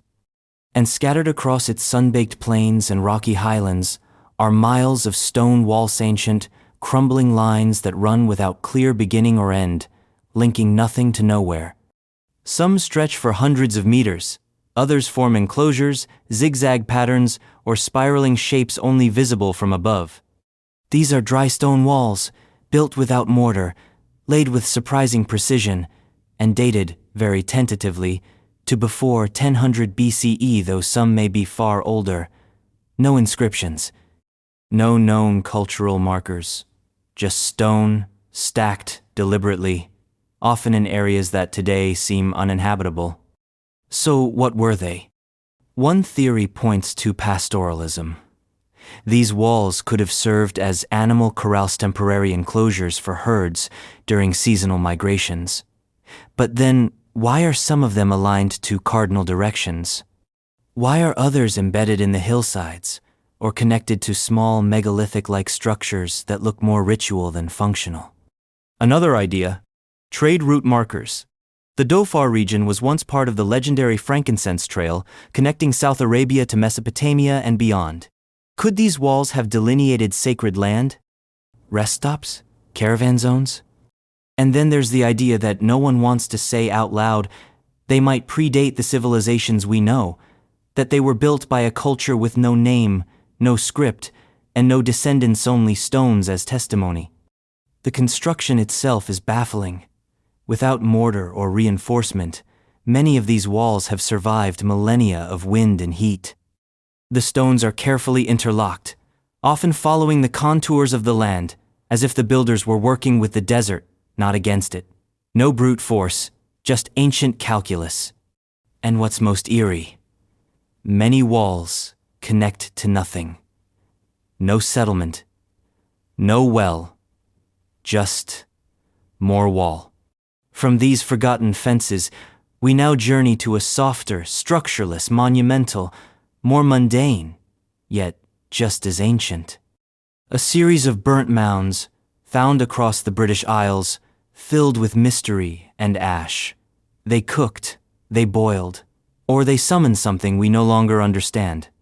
Welcome to the Burnt Mounds, Fullachta Fiad. The Burnt Mounds, Fullachta Fiad, of Ireland, Britain. In the green, wet heart of Ireland and, scattered across Britain, you'll find strange, low humps of earth, usually near water, made of charcoal, fire-cracked stones, and a sense of procedural mystery. These are the Fullachta Fiad or burnt mounds dated from 1500 BCE to 500 BCE, and they're everywhere, thousands of them, and we still don't really know what they were for. Each one is a horseshoe-shaped mound of waste, cracked rocks, ash, and burnt soil. In the center, a trough, often lined with wood or stone. Nearby, a hearth or fire pit. No metal tools, no grave goods, no precious offerings, just the archaeological equivalent of a campfire crime scene repeated over and over for 1,000 years. The dominant theory? Cooking pits. The story goes that ancient people heated rocks in fires, then dropped them into the water-filled troughs to boil meat. It makes sense. Experiments have replicated it. But does it explain the scale? Why so many? Why so deliberately built? Another theory: ritual bathing or sweat lodges. The heated stones would raise the water temperature for communal baths or spiritual cleansing. A proto? Sauna? Perhaps. But again, why are they so widespread and always near water, yet rarely near large settlements? Some have suggested beer brewing, others dyeing cloth or leather treatment. A few, More speculative voices whisper of blood rites, initiation rituals, or even sacred feasts that required boiling water as a central act. What remains constant is the ritual-like repetition. These weren't random campfires. Each Fulucht fiad is constructed with cairnhearth, trough, mound, always in the same pattern. A template passed down for generations, a habit carved into landscape. And while these mounds may seem humble next to pyramids or stone circles, they hold something those larger structures often don't. A glimpse into daily life, whether that life was mundane or magical. From these blackened hills of fire-cracked stones, we now turn to the coast of Brazil, where heaps of shells rise like artificial island cairns of the sea, built by hands that lived with the tide. Step softly onto the shell middens of coastal Brazil. The shell middens of coastal Brazil. Brazil. They rise from the mangroves and coastal flats of Brazil, not as monuments, but as moundshug, strange heaps of shell and bone. These are the sambaquis, or shell middens, constructed by prehistoric peoples along the Atlantic coast from as early as 5000 BCE. And while they might not look impressive at first glance, these mounds are colossal, complex, and deeply mysterious. Some reach over 30 meters tall and stretch for hundreds of meters larger than many Bronze Age tombs, built not of stone, but of oyster shells, fish bones, charcoal, and human remains. To call them garbage heaps would be a grave misunderstanding. While sambaquis certainly contain the refuse of ancient meals mussels, clams, crustaceans, they are also ceremonial sites, burial grounds, and possibly even social hubs. These were not randomly dumped. They were built, shaped, and curated over generations. Shells were layered in specific ways. Some mounds have internal chambers. Others contain stone stelae or engraved artifacts that suggest ritual significance. Burials within sambaquis are often elaborate. Bodies placed with grave goods, adorned with red ochre, sometimes interred in crouched positions or inside shell-lined pits. This wasn't just disposal. It was cosmic recycling. The dead returned to the food source. The ocean's gifts became the bones of the monument. And sambaquis weren't isolated. Thousands exist along Brazil's coast, from Santa Catarina in the south to Bahia in the north. Many are arranged in clusters, like megalithic cemeteries. Some were clearly inhabited for long periods. Evidence of post holes, hearths, and tools suggest people lived atop these mounds, embedding life into the very bones of the past. But as with so many structures on this list, the sambaqui pose a jarring question. Why this form, and why so early? There are no known predecessors. They appear suddenly, fully formed, in a society without pottery, metal, or writing, and they endure silent and steaming under the tropical sun. From shells and bones, we travel now to colder lands, where stones form in circles, not from meals, but from math. A land where forests whisper and ancient arrangements speak of time. Welcome to the stone circles of Russia's Urals. The stone circles of Russia's Urals, Russia. Deep in the forested foothills of the Ural Mountains, a series of stone circles sit quietly beneath the pines. They aren't flashy. They don't tower like the menhirs of Brittany or the monoliths of Stonehenge. But they hum with an ancient geometry that's hard to ignore. Scattered across the southern Urals far from major population centers, these arrangements are barely mapped, sparsely excavated, and utterly baffling.